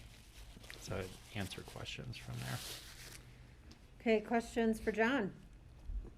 Francie? So do you anticipate this will take a little bit of the load off of you? Yeah, I think what it will do is it'll certainly provide, I think, Charlotte more capacity for us to work together and provide support, as well as Jeanette. And so, yeah, it will definitely increase support, and it will also provide, if for example, the resiliency work doesn't have anywhere else to go, it's going to fall between probably Kara, Phyllis, Rich, and myself. And so we anticipate that will provide some relief. Well, then I would support it. Thank you, Francie. Patty. You know, I just have a problem with defining the name workforce resiliency. I mean, really, what the heck does that mean? We need somebody to manage our employee housing. I definitely agree with that. It's been bouncing all over the place for years, and now we're really trying to create a program within the county for workforce housing, countywide, not necessarily just county employees, but people who work within the county. So I don't have a problem with that, and I just wish we had because we keep calling it, we need somebody to manage our housing programs, and then we title it this resiliency, which to me, you know, I like calling things, I don't like buzzwords, I like reality words. I'll but give them more work. I got ideas. Okay, yeah, let me know that Kelly run with that one. And as far as the clerk to the board, we used to have a clerk to the board on top of Jeanette. We had Lindy Dean for years. And between the two of them, we kept both of them extremely busy. And then when things got switched around with the clerk's office and Jeanette moved up to the third floor, which we're very grateful to have her there, we found that then Charlotte was taking on a lot more responsibility. I have to tell you, one thing that no longer has to be done for the Board of Commissioners is our packets. That took staff enormous, because they put together the packets every week for all 5 of us, and that took a great deal of time. I'm the only one. I come in usually on the weekend and print out what I need out of the packet so I have it before me. But so that's we eliminated one of the jobs when we've been adding so many. I just want to make sure that we keep people busy. I don't, I want to see. It's hard to come in and see staff members not having anything before them. You don't usually see that. I mean, rarely do you see that. But I don't want to be making positions so we're taking away responsibilities so somebody doesn't have enough work to do. I want to make sure we're balanced, I guess is the word I'm looking for.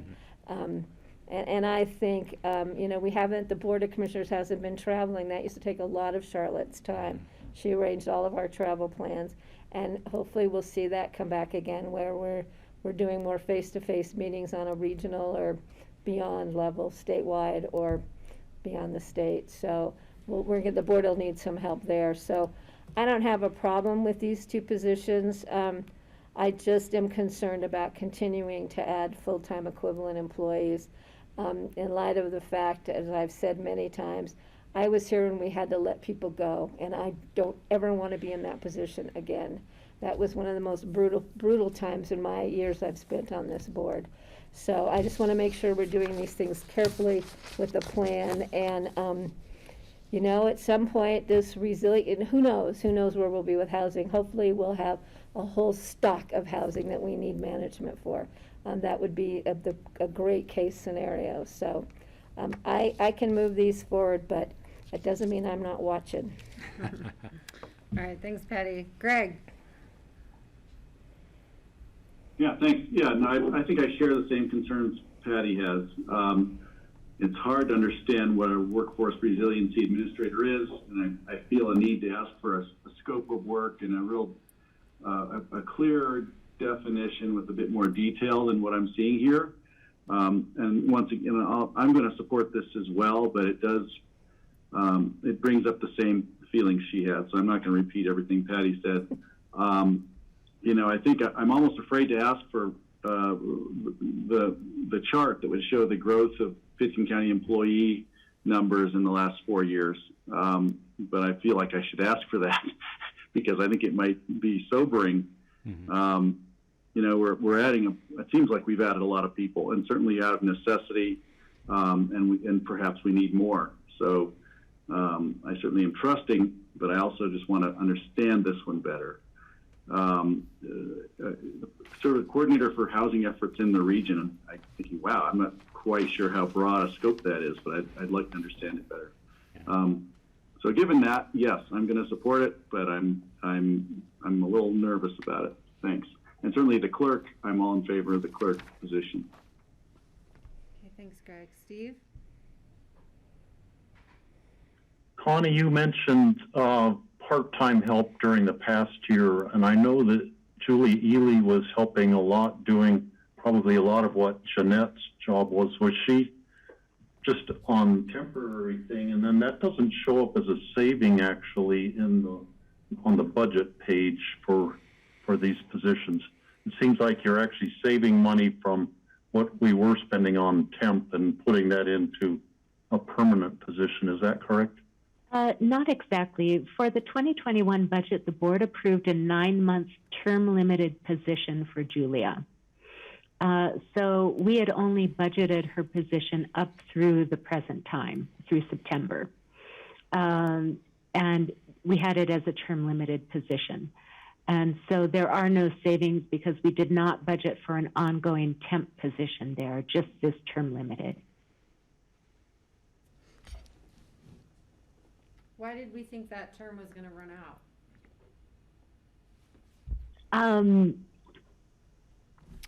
Thinking that it was a temporary transition, I think, with the responsibilities that Jeanette was taking on. I think they have a better understanding now of the scope of that records management work.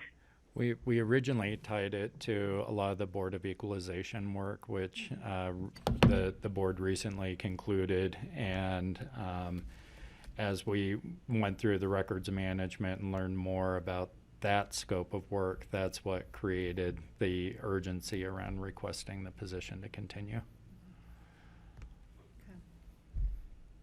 Okay. Yeah, I'll just comment. You know, I think the clerk to the board position, I'll just sort of trust the need assessment there. It'll help me if the BOCC can get some communication about who we should go to for what. I know I would, if you tell me once, I can follow that, you know, and then like kind of keep everybody's work in their own lanes without making out of, as opposed to just going to Charlotte for everything. And then this resiliency position, you know, I mean, I support it. I appreciate John's, in addition to housing, sort of reference to childcare opportunities.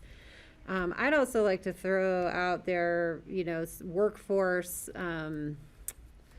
what's the word I'm looking for? Diversity options. You know, I think that, maybe, exactly. Economic development, workforce development. I mean, we have a real gap in kind of incubator opportunities in Aspen in particular. I think BOCC is doing some of that through their chamber, but those would be things I'd be interested that might fall in this. And then, you know, we don't really have a point person to sort of take advantage of these like hundreds of millions of dollars that have been appropriated to spend on some of these problems. And so I just would hope that this creates the infrastructure to let us get that money and do projects. So I support it for those reasons. Perfect, because I've been trying to spend money all day. Okay. I know I try to spend money all the time too. All right, so if that is good, are there other questions? Kara, I saw your video come on. Did you have anything else? No? No, I can answer questions, but I think you answered them, Sally. All right, I'm not seeing any other hands. Is that the end of our list, or do we have more? I do have one other item to share with the board. Because we're asking for general fund ongoing positions, I think it is important for the board to know where we are at on our fund balance.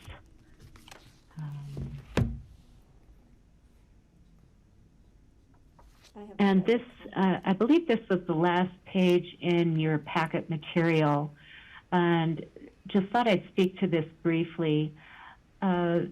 So this shows fund balances for the general fund and the capital fund.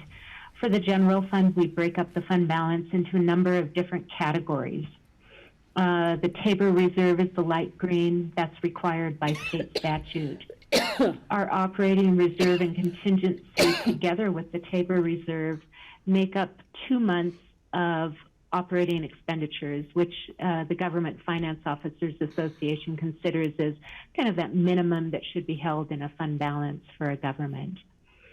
So the green sections make up that minimum. The yellow is some other restricted fund balances for certain programs, for example, Tipsy Taxi. And then the blue is unassigned operating reserve. So this is extra fund balance that we can use as a cushion for operations. If there's an economic downturn, we certainly used it when COVID hit to be able to react immediately, even before COVID relief funds were coming in. And then the red is the capital fund. So when the board approved the 2021 budget back in December of 2020, this first column is what we projected our fund balances would be at the end of 2020, or I'm sorry, at the beginning of the year.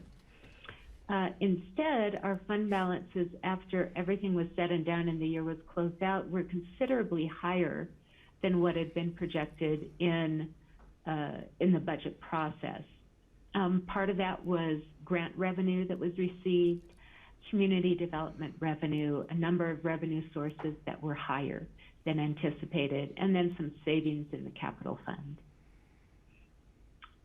Our original budget, we had budgeted to spend down some fund balance. And then the last column is where we anticipate now we will be at the end of 2021. A number of things have happened in the meantime between the original budget and our projection. The board has approved a number of different supplemental requests during the year in the general fund operations and in capital. I've also included the Q3 supplementals in here in case they're approved. Going up to the top of this chart, so we have the approved budget, total supplemental requests for the year, and then we are now in a position to be projecting some revenue increases. Between sales tax, which is coming in extremely strong this year, and some community development revenues and a few other revenues, we expect to be about $1.95 million better than budget. We also are expecting about $1 million in expenditure savings at this point in time in the general fund. And then also some revenue increases on sales tax and some savings in the capital fund. You'll notice an additional line here for ARP funds received. This is 50% of the $3.4 million that we are expecting to receive. 50% was received up front and has not been spent yet. So all of that brings us to these ending fund balances, and you see we've added an extra pot for the ARP funds just so the board can see that called out from the remainder and it doesn't get lost within the rest. So I hope that this will give the board some confidence in approving some ongoing positions, seeing that we are in a very healthy state for our fund balances and have some significant reserves set aside. Okay, questions for Connie about this? Okay. Greg. Yeah, hi Connie, just to drawing back on the memory of previous budgets, is the operating reserve and contingency the one that has the 16% figure on it that's recommended or mandated? Can you explain that? Yes, the two sections that are colored green at the bottom of the chart, those make up 16.7% of our annual operating expenditures in the general fund. So that's our minimum fund balance that we really would never want to go below that, dipping into those green sections. Well, and then the blue is on top of that. Yeah, So I remember John just saying in the past, or maybe you, that we always kept it at a higher number. And so maybe we had 34% or something. And so I'm trying to figure out, is that something changed? Or are we going with 16% now, or just want to make sure I understand what I'm looking at? Yeah, the fund balance on top of that is in the blue section, the unassigned operating reserve. And we have always tried to maintain between $2 to $4 million in that blue section of unassigned. And John, correct me if I'm not getting that right. No, that's correct. So, Greg, the green section, that 16.7%, is what is recommended by the Government Finance Officers Association to keep in fund balance. And when they're talking about keeping that in fund balance as a minimum, it's really for two purposes. One is for cash management, cash flow management, which is probably about 5% of that. And then, or 5% of the total 16.7%. And then the remainder is contingencies for those unknowns. We have always tried to maintain a higher amount than that minimum that's recommended by the Government Finance Officers Association, because we're a resort economy and such. We tend to have a little bit more elastic response to national or international economic either downturns or upticks. And so we like to have a little bit more in the bank, so to say, so that the board has some flexibility to respond when there's a downturn. And, you know, to Patty's earlier point, that we don't have to act precipitously when there's a drop. You might recall when COVID started, the outlook was pretty dire, right, about what our economy was going to be, what kind of downturns we were going to experience. And one of the reasons our projections are what they are right now that Connie's showing you is we projected some pretty significant downturns, as everyone did. And we had enough reserves, because we have those blue and red reserves on there, that the board was able to float and really see what happened without making precipitous kind of changes to the organization, which proved to be the right move. And so that's why we tend to stay above. That green, though, represents a healthy fund balance. Everything above that represents extra health. Isn't it the equivalent of 2 months of operating about expenses? 2 months, yeah. Is what that. New Jersey's reserve was 4 days. So, Thank you for that. them. I like our plan better. Yeah. All right, we are over a little bit of time. Are there other questions? I do have one. Patty? Yeah, just one comment. I just want staff in general to understand that if we choose at our meeting tomorrow to move this forward with these full-time equivalents, that is not an open door for full-time equivalent employees. We will be vetting them, hopefully the rest of them, with the budget process, and we will be looking at them very carefully, as we always do. So I just want to give everybody a heads up on that. At least that's my position moving forward. If we do see full-time equivalent positions being asked for as part of the 2022 budget. Had to add that just to. All right. All right, thanks, Connie. Thanks, Connie. Thank you. All right, our next item is a citizen board renewal interview with Bill Yocums of our Healthy Rivers and Streams Board. And I'll have Charlotte Anderson go ahead and give us the overview of this board and the renewal process. So we have 2 people renewing on the Healthy Rivers and Streams Board, and Bill Yocums. So your video's not on. Could she?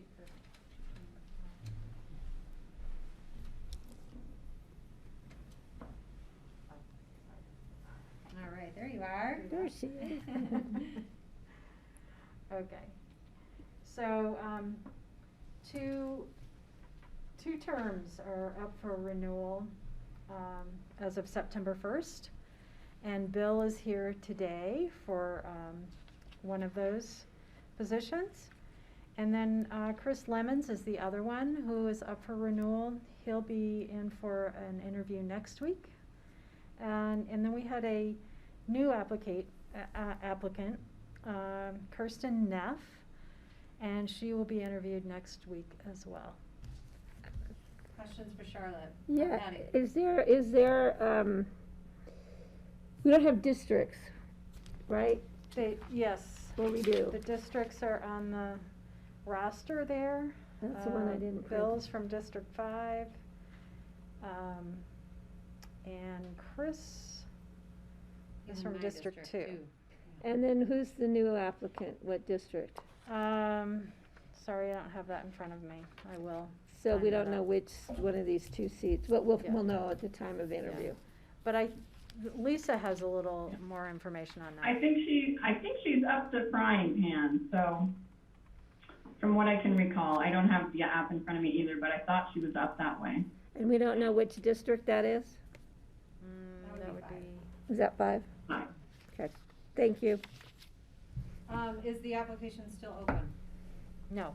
Okay. And we haven't received any other applications either. Very good. All right, hi Bill, nice to see you. Thanks for joining us. You're still on mute, but what we'll do is, I know you've been through this before, tell us why you want to stay on the board, and then we'll open it up to BOCC members for questions. Did I get off mute? Yeah, we can hear you great.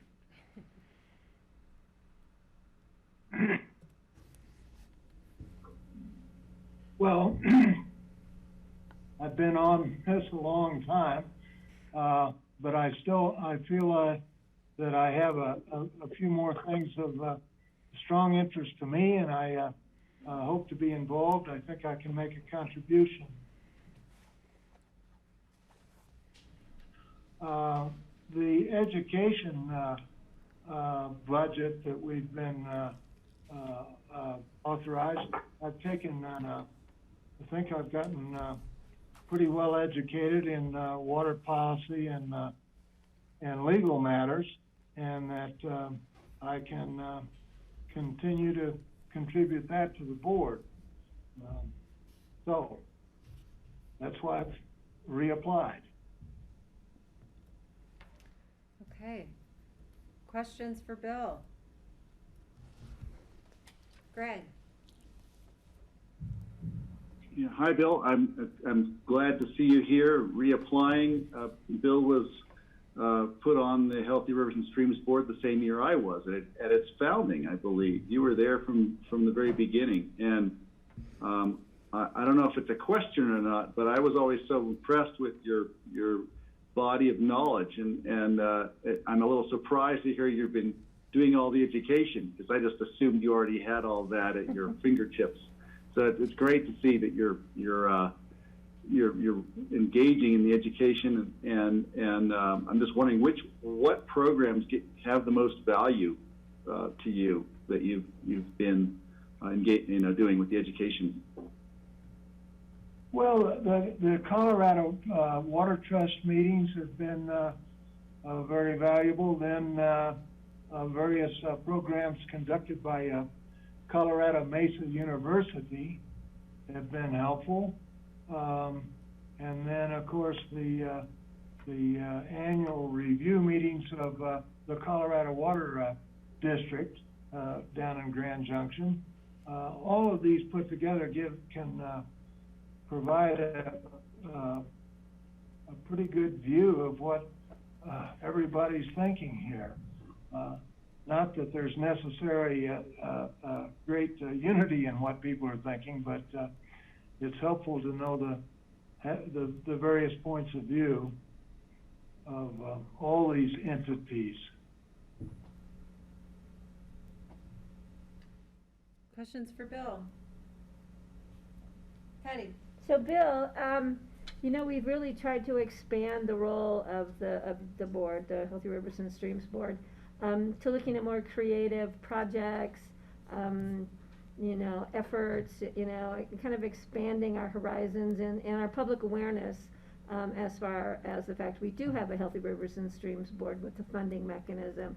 So is there any one of those projects that really stands out to you that was really, none of them have been simple. They've all had their complications of their own merit, but does any one of those projects really stand out to you as something that you would take most pride in, perhaps?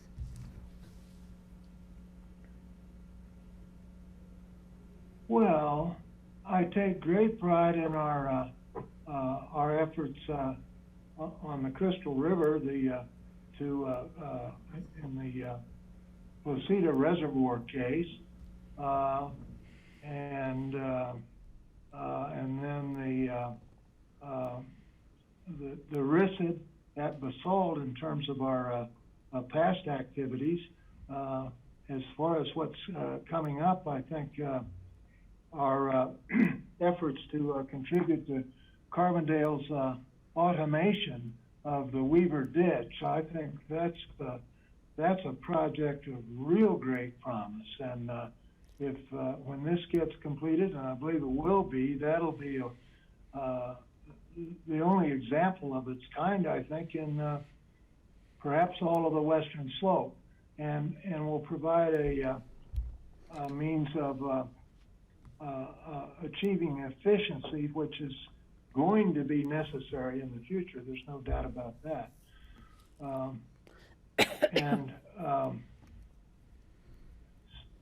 So then I think if we get another staff member, you know, we haven't been able to, in terms of what you brought up about doing more, well, we haven't been able to even spend what we have coming in. And I know that's unusual for any tax-supported entity, but I think the taxpayers are entitled to have their money spent as for the purpose for which it was taken.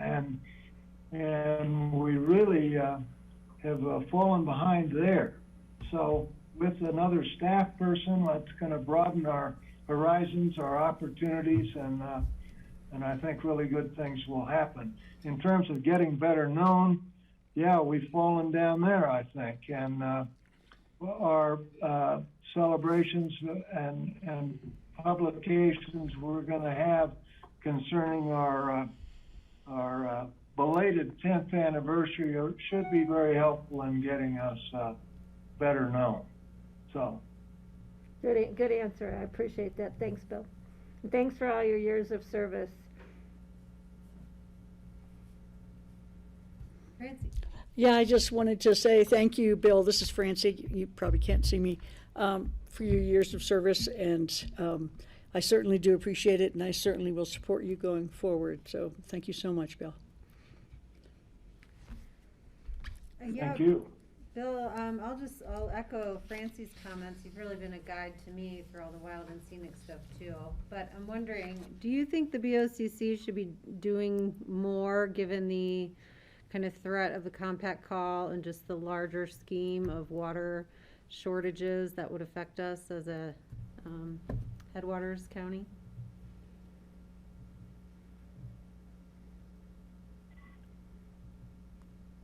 Well, in terms of what, yeah, I think we should develop something to suggest to the board. And yes, I think more can be done. Our headwaters are coveted both to the east and the west, and it's going to be increasingly more difficult. Our first objective is to maintain and improve water quality and quantity. Well, so much the struggle now will be just to maintain, and yes, we need to devote more attention to that and come up with policy on that. All right, look forward to it. And I think Steve had his hand up. Yeah, Bill, I have an idea for another project that maybe the Healthy Rivers and Streams Board could take on. The other day we were up Lincoln Creek to Grizzly Reservoir, and there was a whole slug of water coming in both from Lost Man Canal and also from the New York Creek and Tabor Creek directions, all going into Grizzly Reservoir. And then they were letting all that water go down Lincoln Creek down to the Roaring Fork. I think because Twin Lakes probably is not allowed to divert right now. So they were draining three or four different creeks, putting the water in Grizzly Reservoir and then turning it all back into the Roaring Fork. So it would be an opportunity for those little creeks, New York Creek, Tabor Creek, Lost Man, to have just leave the water in there if Twin Lakes is not diverting it through the tunnel. I think the reservoir was full. There's no reason to put more water in there. So it would be something that worth your board looking into and see if there's any way that those little creeks that when they're not being diverted over to Twin Lakes, that just leave the water in those creeks. I think that would improve the health of the little creeks up towards Independence. So it's just a thought, something more for you guys to think about.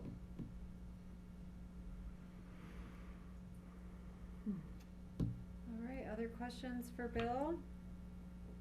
Well, I would agree. That sounds very interesting, and we have. Go ahead. I agree with Steve. And there always seems to be this great conflict among all water right holders between diversions and needs. And perhaps this is just a case of Twin Lakes trying to keep up diversion records on those three creeks when really it's not needed. It's not being devoted to any useful purpose. So yes, I agree, and that's something we should investigate. Greg. Yeah, I was maybe my question's for Lisa and Bill, just regarding we've all seen increased use, recreational use everywhere in the forest, including the riparian areas. I'm going to assume a lot of our river areas and riparian zones, from my personal anecdotal experience, are really getting used more heavily just in the last year or so. And I hear a lot from others who feel the same way. And I'm just wondering, have you thought much about ideas for education programs that could help educate the recreators who are coming in such great numbers? Like I do know I've heard about the Leave No Trace education programs that were being taught. And I'm just wondering if Healthy Rivers can play a role in something like that, because it might really be useful for these extremely limited riparian areas. We're not getting any more riparian real estate, but we have a lot more users, whether they're fishermen or people swimming in the river or just hanging out. I'm seeing that, and I'd love to know if Healthy Rivers has that on your radar. Additionally, the other comments I've seen have been regarding the dewatered stretch of the upper Roaring Fork, and I may have be overlapping a little bit with Steve here, but that section below Lost Man that is always permanently dewatered certainly gets people's attention because it is so dried, and it'd be nice to see more water flowing down through there too, if and when it's possible. I don't even know how many miles it is from the Lost Man Reservoir down, the stuff that gets diverted over to Grizzly. I just was up there yesterday, and I was just struck by how dry it is. Something that's put on the radar, education being super important right now. I think we have a generation of visitors who really need some education on how to tread lightly. Thanks. Okay, thank you. All right, other questions for Bill? All right, Bill, thank you for your time. It sounds like we have one other interview, and then Charlotte and Lisa will stay in contact. Good to see you, Bill. Yeah, great to see you. Okay, thank you. Thank you. Thank you, Charlotte. Thanks, Charlotte. Thanks, Lisa. Okay. Future agendas. So Charlotte left some fresh copies on our desk. So we'll work from these, Greg and Steve. Looking at the coming weeks. I have one question. Yes, Patty. On Tuesday, October 5th, we have a work session. What is that? Economic Study Report. Do you know what since I sit on the Economic Development District Board with Northwest COG, did the county do an economic study? Or is it economic, what is it? I'm sorry, Patty. Tuesday, October 5th. It's in our regular packet, not the one Charlotte just handed out. Can you tell me who the staff is if you're looking Cindy at it? Hubin. Yeah, so these are studies that this is what I thought it was. I just wanted to double check. So these are some of the studies that we've been doing around the growth management question and the economic impacts thereof. Construction itself of the real estate. Yeah, okay. yeah. So it's technically not an economic development. It's an economic redevelopment. Economic impact. Yeah, okay, got it. Thank you. Just wanted to make sure I wasn't missing something. Okay, other Did you want me to go questions? over the changes that were in there, Kelly, or? Sure. Looks like Charlotte There's highlighted quite them. a few of them. Okay, go for it. So 914, there's a addition of the airport advisory board interview process. So we're gonna have a good sense of what our applicant pool is. Applications are due on the 9th. And so once we see the full scope, we'll have some process recommendations and see how you all want to handle that on the 14th. On the 21st, there's a general objectives for housing program that was added by Leslie Lamont. So we're trying to get more information about that, but we think it's around ADUs. So we'll You think it's about what? accessory dwelling units. Oh. Yeah.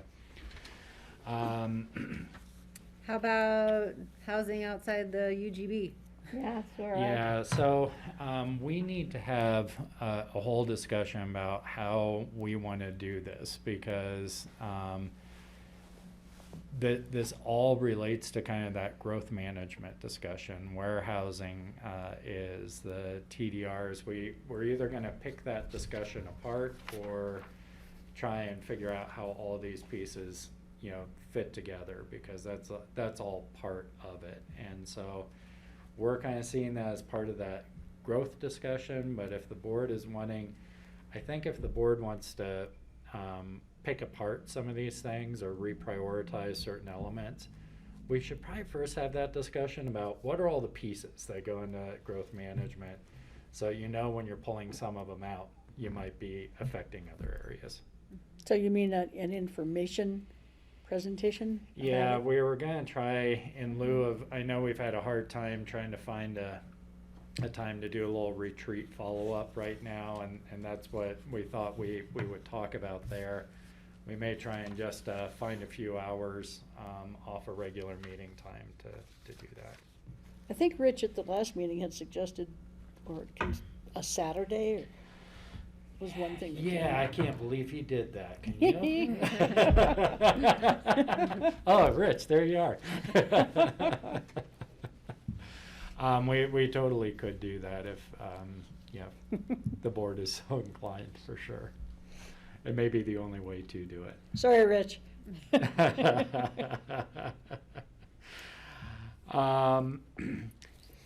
Let's see, waiting to hear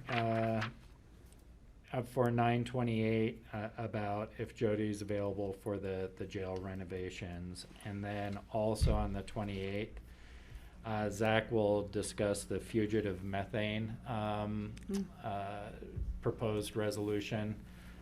with the board. That had originally been on a future agenda, I think, for even tomorrow's meeting, but we had not done a work session. I'm sorry, the last meeting, thank you. But we had not done a work session on it. And Greg, I think that still fits with the time sensitivity of it. So that's the list I had of the changes. Okay. I do want to note, we all committed to the 18th to go up to the Bells. So that's noticed on our agendas. Which is a Saturday, by the It's a way. Saturday. Note that. Yep. The 18th. The 18th at 10 o'clock. We were going to meet at Public Works. Really? Public Works. So we Do need we to have get an a head invitation count. for that or anything? No. No. There's not one. And then, I don't know if we need to notice that AVLT is having their, party at the Kaufman Ranch on Sunday the 19th. I know I plan to go. It's not a board meeting, so I don't know if we need to notice it, but, Yeah, from 12 to 4. I imagine there will be a handful of us there. And Yeah, if you I didn't will get that probably invitation, be- I can forward it. On the 19th, I'm probably gonna be going. Yeah, I'm gonna go. Okay. I'm planning on going. Okay. Do we need to put that on the notice, John? We should probably. Okay. What time is it? It's 12 to 4. Perfect. And which day is that again? 12? Sunday the 19th. Sunday the 19th. Thank you. AVLT's party at Kaufman Ranch. Party in the pasture. Yeah, great. You said 12 to 4? Yeah, No, you said 4 to, 12 to 4. oh, it's 12 to 4?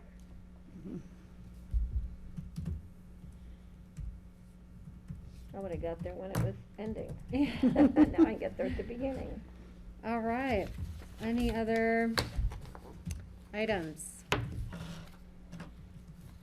I am so sorry, I made my reservations before we had Picken County Cares Awards, and I'm gonna miss it.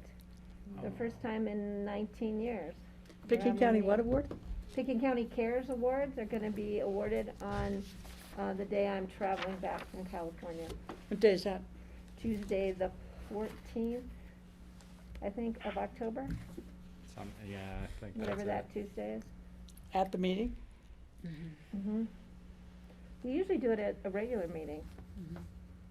We don't usually do it as a work session. We've always done it as regular meetings. I mean, I remember, unless we've changed it in the last couple of years. I would have to go back and look, Betty. I'm just Yeah. not, yeah, Yeah, we may have changed it because it was taking longer. yeah. It's taking up a long part of our regular meeting days, but, yeah, I'm sorry I won't be able to I won't be here. It is a fun meeting. I know, it's great. Yeah. You know, it depends on where I'm traveling, and who knows, I might be stuck in an airport somewhere and I can join you. All right, other future agenda items from board members? All right, let's take a 5-minute break. Is that okay? Do folks need longer? We've been going at it. 5-minute works for me. All right, be back at 2:20, please. Thank you. Actually, I might be able to. I don't think I'd fly out of Orange County till the late afternoon. So I might be able to. They're opening a direct this winter. First flight,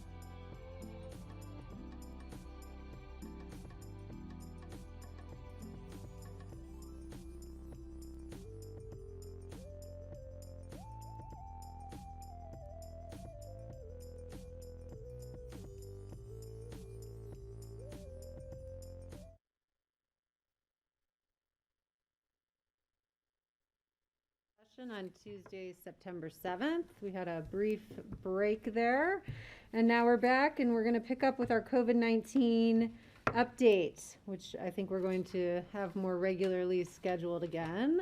And John Peacock, you're going to run this for us this time? Thank you. Thank you, Kelly. And I'm just getting my screen up here. Give me a second. I have too many windows in my way. I can't get to the present button. Okay, is that? All right, Can everyone looks see good. that okay? I just have a question. How much time does it take you to find all these cartoons? It's my favorite part of doing the presentation. Okay, then we're going to let you Believe continue me. to do it. If it makes you feel good, John, then it's okay with me. Well, and I am back in front of you because of this bump in the road, the Delta variant that is causing more spread now. So now I can't seem to switch my screen. There we go. So the topics I wanted to go over today, and it has been a while, and so I understand that the board may have several questions. Based on what I've been hearing in the community and such, I just wanted to go over the current status of our public health order, how this 11th amended public health order has evolved, and what Pickens County Public Health is currently tracking in terms of COVID restrictions. Go over our current metrics, where we stand today, and how they relate to those public health orders, and then talk a little bit about the upcoming Board of Health meeting. A bullet point that should be on here, because it's the last slide, is also just a discussion of where we're at with our own organization and a recommendation. My screen sharing is paused. Is it not showing up? No, it's not advancing. I don't even know how to pause screen sharing, so. Do you see it? What does that mean? Maybe try to stop or resume. Oh, there's a resume. Well, okay, give me just a second. Sorry, we're having some technical. It's been too long since I've done one of these. All right. Okay, See what happens when we let you leave town, John? I know. Uh-oh, how do I get back? Okay, sorry.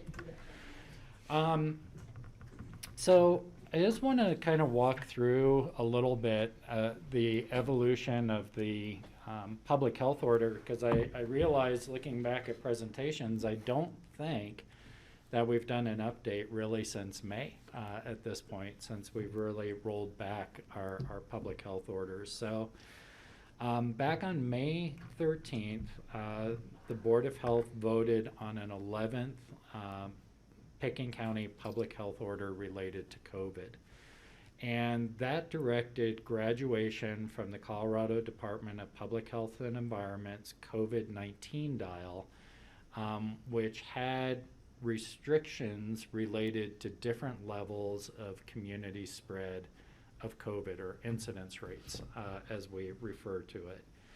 And it really aimed at moving away from that kind of emergency and crisis response to living with the virus. And so the major aspects of that public health order, which we're still under an amended version of, was removing restrictions on business capacities, personal gatherings, requirements for safety plans, and those sorts of things, and really shifted consideration of incidence rates as a concern to measuring spread of serious illness.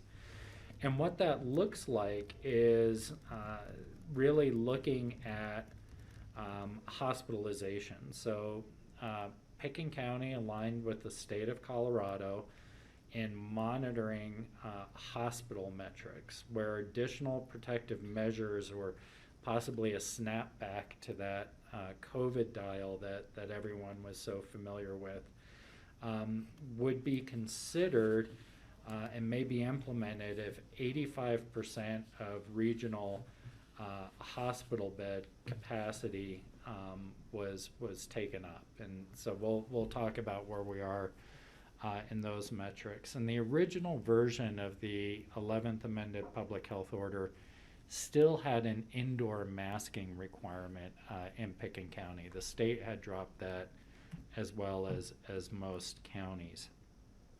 Then on June 4th, the Board of Health again voted to amend that 11th Pickens County public health order to align completely with state and federal orders. And really the main thing that changed there was removing requirements for indoor masking in most public places. In aligning with the state, there were still, in the federal government, there were still requirements for masking in places like homeless shelters, prisons, jails, emergency medical, and other healthcare buildings. And the county aligned with the state on that. And then on August 18th, more recently, masks were again considered, and the 11th public health order was again amended to mandate face covering requirements for child care and pre-K through 12.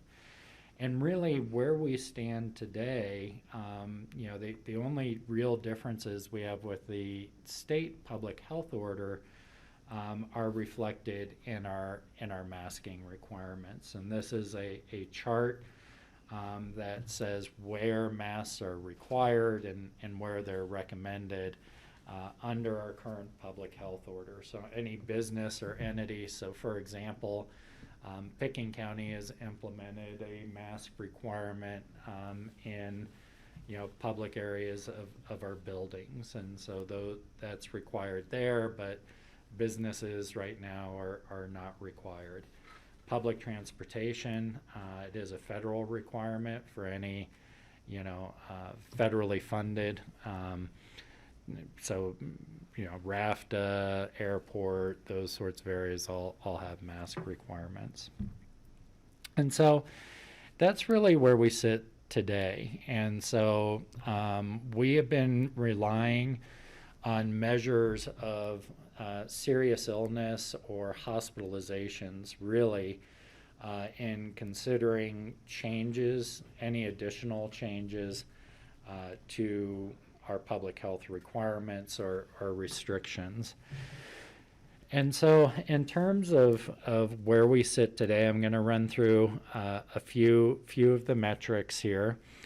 Our COVID-19 hospitalizations, throughout the pandemic, we've had 63 residents hospitalized. We have had 2 in the past 2 weeks, so that is a change from our trends really for the past couple months. And we've had 17 residents who have required intensive care admissions, and we've had none in the past 2 weeks. AVH status remains comfortable in terms of capacity.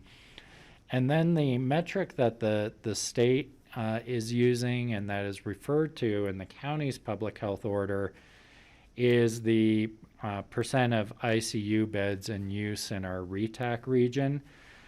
You can see this orange here is that 85% level. We did reach that. We just reached it. We didn't exceed it in the RETAC region back on August 7th. And then have been below it. I believe we're about 76%, 33 total beds used right now.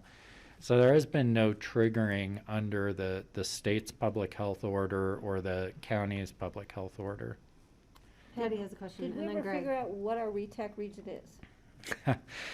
Yeah, did what we? it is? What counties does our RETAC? It says Yeah, Central Mountains, but it's all over the place. And I could probably pull it up. I don't think that's a live link, unfortunately, but it's I know it's a Lake Eagle, I believe, Summit and Chaffee. So it's not they're not drawn perfectly in terms of where we would where AVH would transfer patients is more likely going to be, Grand Junction or on the Front Range, somewhere lower altitude. And so the use of the RETAC regions isn't perfect in that regard, and that's why we're also tracking AVH's capacity, and we're also we still have regular meetings with AVH about not only their capacity and metrics, but also what they're seeing in terms of their ability to transfer if necessary, what's happening with the capacity. So out of those counties in our RETAC, I mean, if Mesa County was there, we'd know where these numbers are coming from. Do we know what hospitals? It's not AVH's numbers that's bumping us up to this 85%. That would be my understanding. No, and I would need to do more research into that. I I would don't like to know that to see where that is within our RETAC, what community, what county. I get an update, quite regularly with ACRA, with the chamber from Dave Ressler. He's always good about doing that. And Dave and I talk on occasion. We haven't in a while, but just to keep in the loop. But I think that would be good information if we could know for sure what counties and where those numbers may be causing us to spike, where they're coming from. Yeah, they seem like fairly irrelevant That's what- hospitals to our lives. Yeah, that's why I don't know how Lake County or Chaffee, I mean, I'd be Park interested. County is in there too. Is Park County in our Park's in RETAC? there? Did you pull it up I there? did. Oh, okay. You were Mostly right? We forgot one, Park. Now, I don't know what the major hospitals, And so what's the Central Mountains? That's different? that's us. We're in the Central Mountain region, Central what they're Mountain calling the RETAC. Central Mountains. Yeah. And, Yeah, it's interesting. And Greg had a question. Sorry, I don't want to forget you, Greg. oh. Thank you, Kelly. Thank you. Yeah, that was a similar question. It's like, how does this relate to us? And would it be helpful to actually have, if we really have a clear idea where our patients are being sent to lower elevation and how those hospitals are doing would make more sense. I've had people ask me about that. Well, it seems that our hospital is comfortable, but that's under the assumption that we're shipping people to lower elevations. And how are those hospitals doing? If it helps people who like to check in on the dashboard.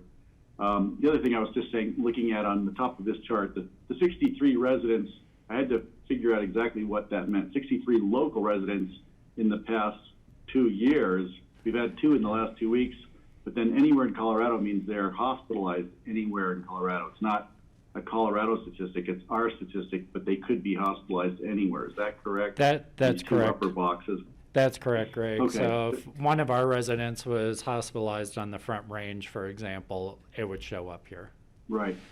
And Right. I would just note that in the in AVH's matrix, one of the items that they consider is transfer facility availability. That's why we have this matrix here.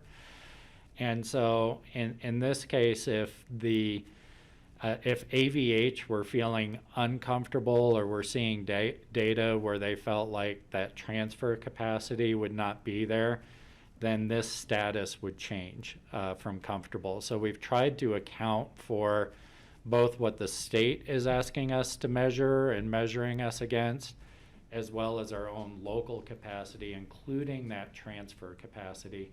We don't necessarily, the hospital has good day-to-day information. We don't have a good source to go through to other than AVH for this metric, but we have taken that into account.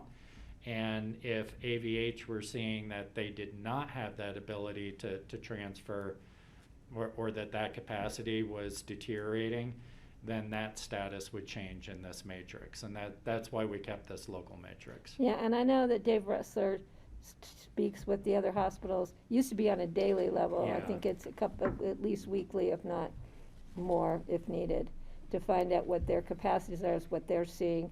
And I know there was great concern when Mesa County's hospitals were maxing out, as was, we were getting close even in Valley View, was getting a little more activity than we would like to have seen.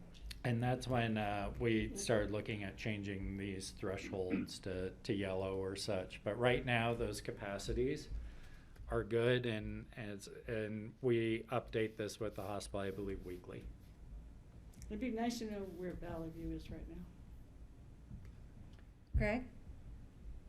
Yeah, just once again regarding stats on this, and maybe this data has existed and I just can't remember, but how accurate is our information about spread of COVID? Say somebody comes here to a festival and catches it, but doesn't know it until they get back to Atlanta or New York or Miami or wherever.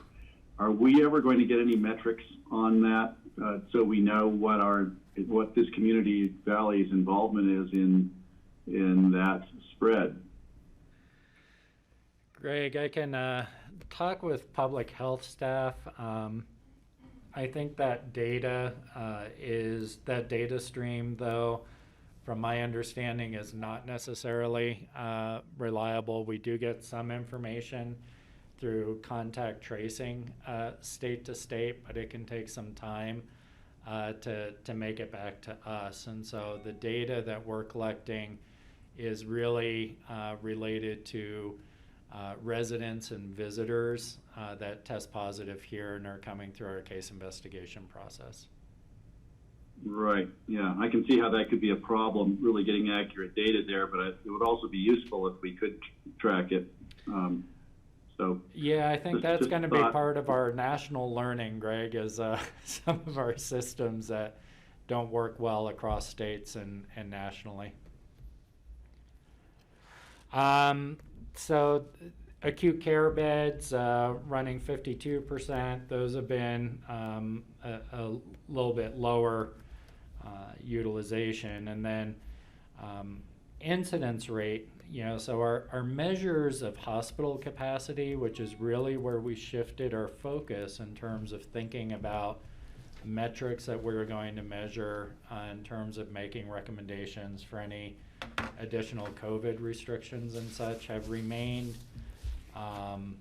fairly good, fairly constant, with a few blips. Incidence rates have gone up. They're definitely higher. We're as of the 6th running at 236.5 cases per 100,000, which is well within the CDC's new red zone or high transmission area. In terms of vaccinations, what our data is showing is 84% first dose, 64% fully vaccinated, 24,000 doses administered in the county. We have a bigger gap between that first dose and fully vaccinated the most, so we're still, I think, looking at that data. In terms of how we compare, if you go onto Colorado's website, we do our percentages based on total population, not eligible population. So when you see our 84% and 64%, it's against total resident population, census population. If you go on to most websites and such, like Colorado's website, you'll see that they're doing it against eligible population. So these are converted numbers for total population. If you go onto Colorado's website, it'll look higher, but that's because they're comparing it to eligible population versus total. So you mean excluding children under 12? Correct, yeah. And so right now, using the total population, Colorado's vaccination estimates are 64% with one dose, 58% fully vaccinated. Nationally, you're seeing 63% with one dose, 53% fully vaccinated. Internationally, it's harder to get numbers on. And so what we know is that there have been enough doses to vaccinate approximately 36% of the world's population, but it's pretty inequitably distributed right now. Wealthier nations are getting the bulk of those shots with higher percentages, with poor nations lagging. Well, wealthier nations also have the ability to administer the vaccines more so than nations with lower. Yeah, well, and a lot of these vaccines require a lot more infrastructure, whether it be refrigeration and So there are a lot of barriers there.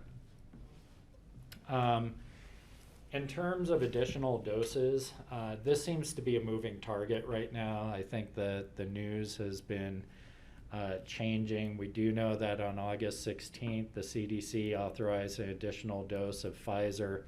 I think as of today, they've actually backed off on the Moderna Moderna dose, so you need to look at that more closely. You But mean as a booster? as a booster, I'm sorry, for an additional dose. And it's really just for moderately to severely immunocompromised individuals. Additional doses are not approved or recommended right now for the general population, although we do know that the administration has requested that FDA and CDC look into the efficacy of boosters for general population. And we hear that there could be an approval for additional doses for the general population sometime in mid-September. Right now, Johnson & Johnson has not been part of this. It's still a one-shot vaccine, but understand that they're also looking at efficacy of boosters there. So there's some uncertainty around this, with the exception of our immunocompromised population. We are doing contingency planning, and we have had a pre-registration to get a sense of demand and likely demand for boosters if they do become available. And so we'll use that information to decide if we're standing up a large drive-through clinic like we did when we had doses early on. Is it something that we're going to be working with other providers on, or doing smaller clinics? We are doing that contingency planning right now, but we don't know what it's going to look like until we get more clarity around. I've heard that people have been able to go to, say, City Market or those places and get a booster. Yeah, well, to that point, you're not getting asked about your immunocompromised status, and so while it's very clear that it's recommended, you're not getting asked, and so right now we know Pfizer is, I think, within 28 days of your last dose. Moderna maybe 8 months. They're still working that out. But to your point, Patty, it is left to people's own judgment. Mm-hmm. Yeah. It was that you had to get a prescription from your physician saying that you had underlying health issues, but now I've heard of people just going in and saying, I need my shot. Yeah, it is Second, not being third, asked for. first. Are they even asking to see what your card says? I don't know. Yeah. Yeah, our understanding is that there are no proof of an immunocompromised condition is and no proof required. of that you had Moderna and you're asking for a Pfizer booster. Right. Yeah. People are mixing and matching, and yeah, there's a lot going on out there. Well, for any public listening, that is not recommended. It is not recommended. Yeah. Yeah. So reasons why it's not recommended at this time. Our rise in incidence rate and spread is not unique to Pickens County. This is, I think, as everyone knows, has been happening statewide and internationally. In terms of testing, that means demand for testing has increased. That includes locally. Public health does not provide testing. We work to ensure that testing is available. I would note that this weekend a new free testing, I shouldn't say new free testing site. We reopened a testing site that had closed when demand was lower at the airport. Dr. Brooke Allen, is running that testing site, and we worked with her to get it set up. That will be available 7:30 to 11:30 Monday through Saturday. In addition, we still have the testing location, the kiosk behind City Hall. We will be needing to move that in October. We're working right now on a location when the city is moving to their new City Hall location. There's going to be too much conflict in that alley space. So we will be finding another temporary location, but we'll be keeping that open. What do you mean conflict? Just with moving equipment. With the space and itself. Space itself, yeah, with the space itself. More information about testing is available on our website, covid19.pickenscounty.com. We do have a test finder that has 15 testing sites on it. 4 in Aspen, 2 in Basalt, 1 in Carbondale, 3 in Glenwood, 1 in Rifle, and 3 in Avon. Some free testing, some private pay testing. A couple do require doctors' referrals, but most do not. So there is testing available because demand has gone up, just like earlier in the pandemic, as lab capacity is challenged nationally. Unfortunately, we do see some of our turnaround times going up. They've been ranging anywhere from 24 to 72 hours. But some of these sites offer rapid tests. Only, well, the private pay definitely does. We are working to offer the Binax test at the tents with Dr. Allen, which can identify a positive, but they have a high false negative, and so we still encourage PCR test confirmation. Is the Binax the one we have stuck on the shelf at the hospital? I don't know if it's stuck on that first one that Oh, no, that's not it. No, Okay. Binax is another one that we've been using with What the was state. the first one we? That was an antigen test, That was so the even if you've been vaccinated, it would show up that, yeah, it's just looking for antibodies. Our test positivity rates have gone up. They've been low. We try and target below 5% or around 5%. To know that we have adequate testing capacity out there. So we did see that getting exceeded by a bit. Hopefully with the new test site opening up, that will come back down in future updates. I just would offer, because we're not in charge of the testing labs, if staff could kind of proof the availabilities, you know, because I've gone through and have used our test finder. You know, a neighbor told me they couldn't get tested, and I was surprised to hear that. So I went through the test finder, and which said weekend appointments for free, all this stuff. And then when you tried to make an appointment, they were all blacked out for the weekend. Oh, really? You know, so there was just like, you have to like take that extra next step to really confirm if the lab had changed the availability without telling us. So Fair that's enough. happened. Well, I know we've been going through and looking at that, and I do know that when when demand was way down, capacity got cut back, and that's been across the state. I know I think there are 8 counties now that have no test capacity, so that's gonna have to be rebuilt. Yeah. And you can now buy rapid tests at like national pharmacies. Absolutely, yeah. Which is helpful. So Board of Health meeting. Oh, Greg has a question. Sorry, Greg. I just wanted to say, I know after Kelly's comments and when we were trying to figure out the testing situation, it's been a couple weeks now.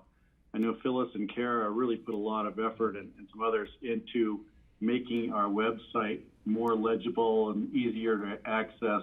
And I really think they achieved that. And if you haven't checked in on it lately, I think people will be pleasantly surprised that it's easier to navigate now. And I'd love to hear feedback, but I'm very impressed with what they accomplished in response to the comments we saw in the paper and then Kelly's concerns and others that I've been hearing. I do know they really made a heroic effort to improve the website, and I think it's worked. Thanks. Thanks, Greg. Thanks, Greg. So, Board of Health meeting this Thursday. Main topics on the agenda, there is going to be a mental health impact update. There's also going to be a start off with some recommended bylaws changes that I think are fairly minor. And then it's going to go into the COVID update and round robin. And so at this point, Can I just jump in before Yeah. we talk any more about the COVID stuff? I just want to know, I think we all received an email from the Children's Campaign Against Tobacco. And I wanted to just sort of flag that because they wanted to bring up the discussion that we started years ago about licensing tobacco retailers. So I'm looking at Greg and Patty, since you guys sit on the Board of Health. I didn't do anything with that, but, you know, I'd worked with this one when we were lobbying for that bill to pass, and so perhaps get that on a future agenda at the Public Health Board, please. Thank you. Yeah, it's okay with me, and Thanks, Kelly. Yeah. Greg, as chairman, I'm gonna pass that over to you. Get it Well, on I think I saw that and I already sent it to Verdana, but, so we're playing hot potato here, but yeah, I remembered that we did a lot of work on that previous to the pandemic, and, so it's probably time to circle back along, as public health starts reaching out beyond the pandemic back to what we were working on before with mental health and, the other issues, so yes, thank you. So right now, staff is not recommending changes to the current public health order or restrictions. However, as we saw in the history of this 11th public health order around COVID, masks keep coming back and such as a discussion point. And there's certainly been a lot of interest. I know amongst this board, the community, we're seeing it in the papers and such. So there is going to be time on that agenda. And Greg, hopefully, and Patty, the agenda I think went out today actually. So I don't know if you've had a chance to see it. I haven't seen anything come through. But there will be time for really a substantial discussion on indoor masking, and it's really being framed up as you know, 3 different types of options that could be considered either now or in the future. You know, and those are, you know, strongly recommending CDC guidance on indoor masking, which is really our current status today.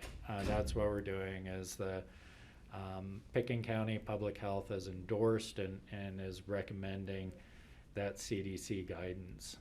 An interim step between a mask requirement or regulation is elevating the urgency of that recommendation really into the second option, which is, we don't really have this as a category, but they're calling it issuing basically a public health advisory. You know, it's not an order, it's not enforceable as a violation, but it's really putting an advisory out that masks should be worn indoors.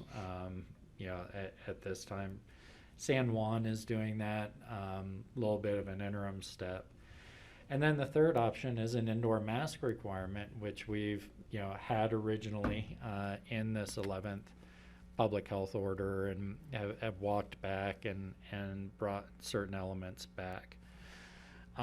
Issues that you know will probably be brought up by staff, is especially around do we require versus either recommend, or even a stronger recommendation through an advisory, are that we do not see any indication that the state is going to move towards a mask requirement.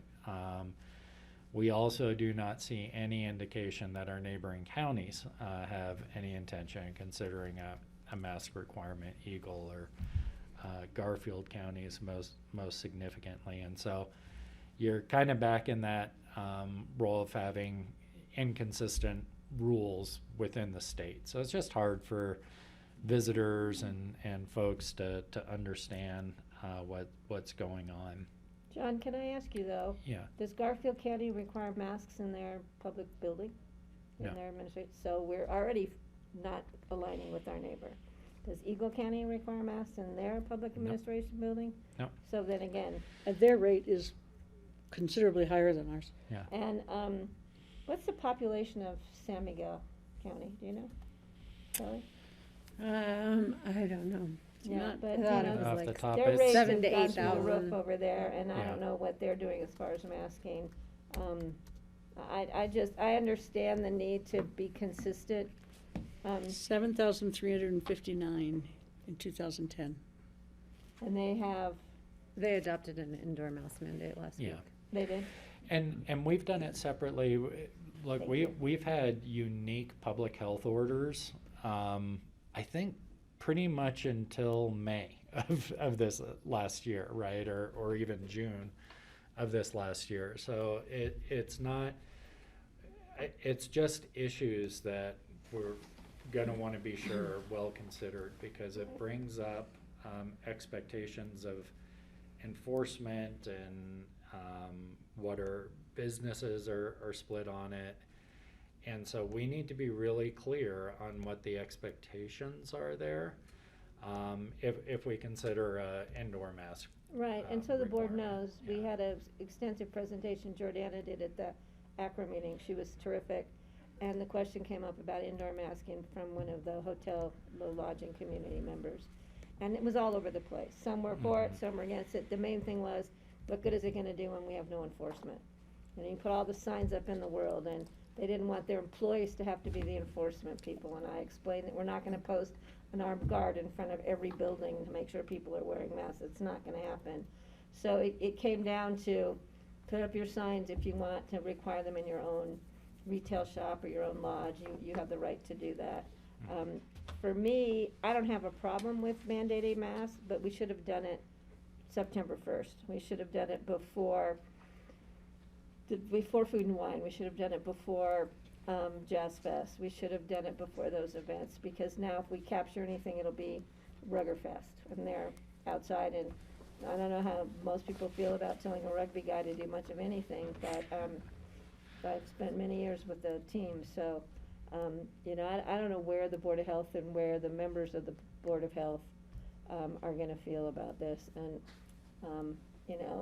it may be futile at this point to do an indoor mask mandate, because I think the impacts, the crowds, we'll still have a big crowd for Rugger Fest. I mean, it's anticipated, but. And it is CDC guidance, that we are an area of high transmission, where CDC guidance does suggest indoor masking to be required. So that is going to be a conversation. So on this board to be aware that while there isn't necessarily a staff recommendation coming forward that departs from previous direction, that it's very possible that the Board of Health will have this discussion and direct. And I don't know if this board wants to have any discussion, since Greg and Patty will probably be there. I think we should have some direction from the board as to what position the board feels that Greg should take as a voting member of the Board of Health. All right. We'll open it up for conversation. I'm having deja vu from like 6 months ago. If I want to say something, do I have to wear my mask? Greg, and then Francie? No, I'm actually not. No, thinking about that, the worries about enforceability really strike me. If we don't do any enforcement, then the enforcement is left the waitresses and the waiters and the bartenders and the tech, the people at the first point of contact are going to be the ones that are going to be stuck with having to enforce these, or get in a hassle with somebody who does or doesn't want to comply. And so that, I think, is where the hesitance is.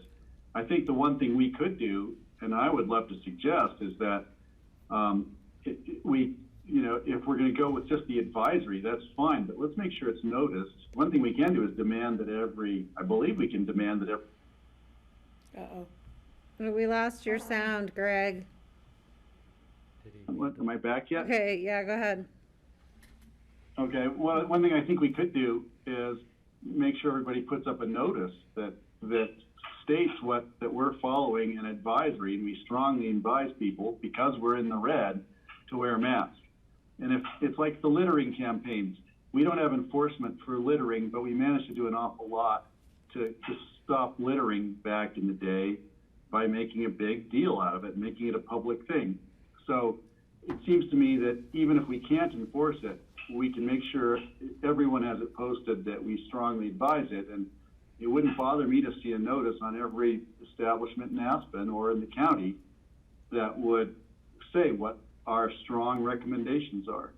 And that may be as far as we can go. Otherwise, it's going to be up to the waiters and waitresses and busboys to do the enforcement, and they don't want us to put that on them. Francie. Well, I did read that letter from the store owner who said, we're not going to do anything about it. We're just not going to do anything about it. So I don't think it'll, for her anyway, it wasn't going to rest on her waiters and waitresses. She wasn't going to make them enforce anything. And, you know, and I sympathize with her, and I sympathize with them, and I think that is what it's going to come down to, is that we're at a point, I think, in this whole country, including the federal government, where we're asking people to take care of themselves and make their own choices, and that's where we are as a country. And I haven't seen anything other than that, except in very rare exceptions, hospitals and, you know, public transportation. Well, the greenhouse I work at, Basalt, she has a sign. I'm sorry, could you say that again? In Basalt, where I work at the greenhouse, the nursery, she has a sign, if you're not vaccinated, you are required to wear a mask. And from my experience being there and talking with staff, it's not been an issue. But it's a different clientele. Yeah, it's the same at the Village Smithy, same thing, you have to be vaccinated or wear a mask. Yeah. But who knows? Yeah. So I'll just, I'll jump in a little here. I mean, I don't know. I just am trying to think about this, like, from my own position of, like, where are we at in reality, and what are we, like, legitimately going to ask people to do, and who are we legitimately trying to protect? For me, adults are adults, and their options are in front of them, and their opportunity to get vaccinated is in front of them. And, they have that path. Our recommendation to wear a mask is not being broadly adhered to, in my observations, walking anywhere around town, going to busy public places and observing a large number of the public and workers not wearing masks. They have this prerogative in front of them. And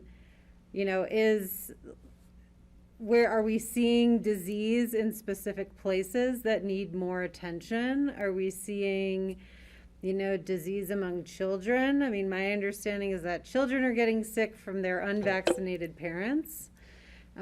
So is it more helpful if we want to say, well, we're going to protect the children regardless of their parents' decision?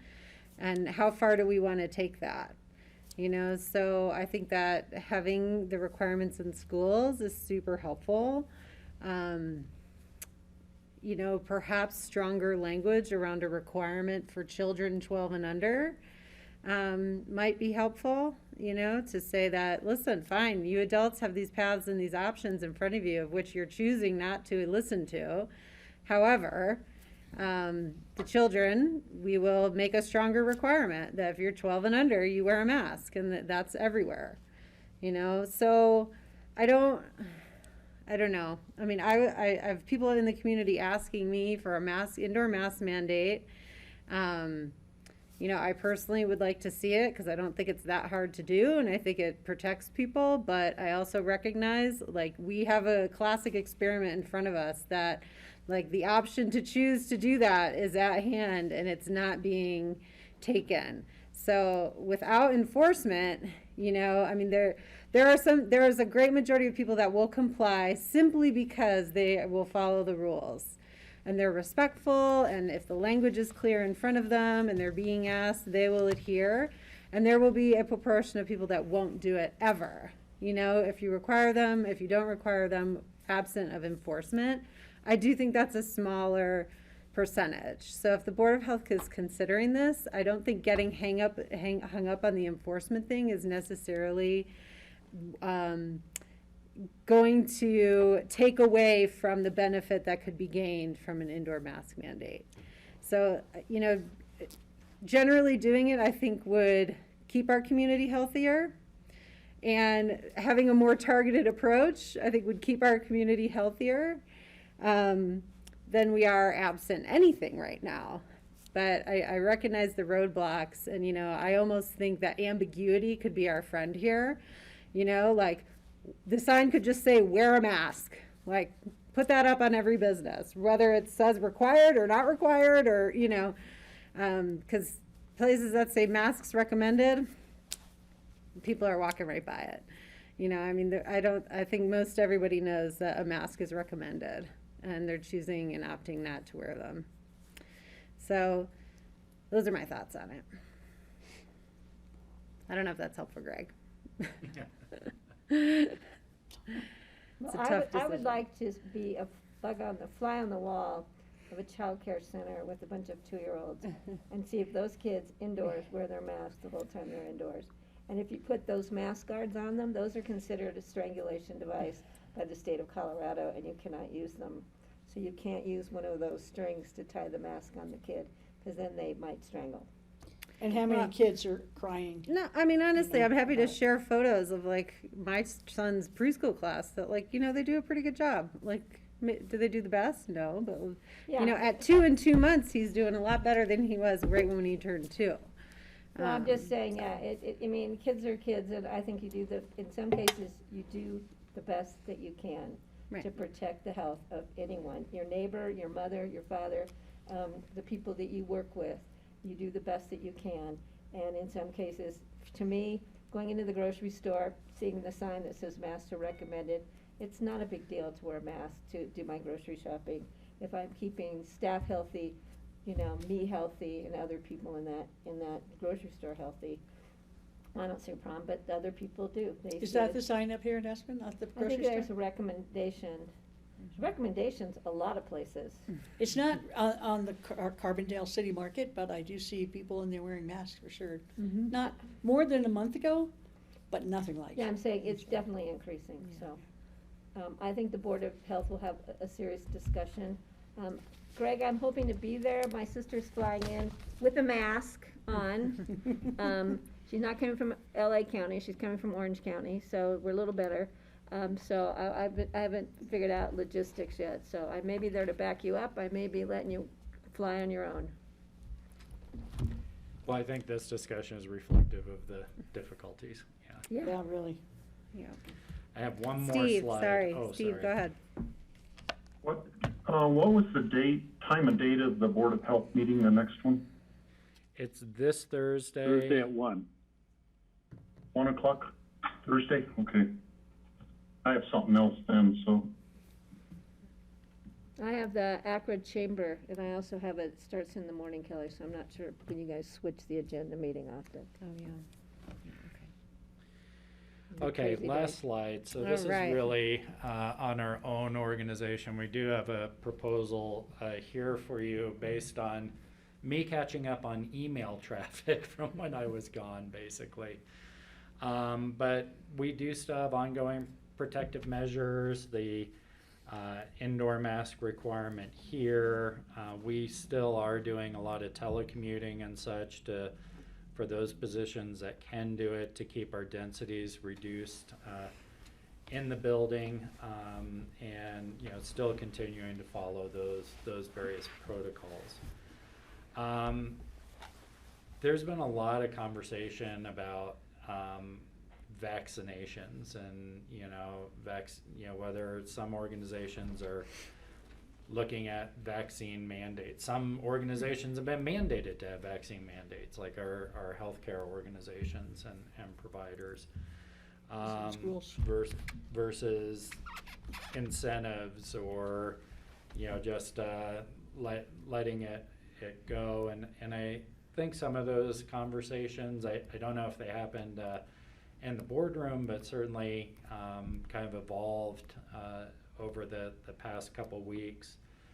And there's a lot of challenges with vaccine mandates that they don't give you a whole lot of flexibility once you implement them. If you have anyone who's not complying with the strict exemptions or such, your option is to get rid of them. And sometimes culturally it's a challenge in an organization to put a mandate out right away.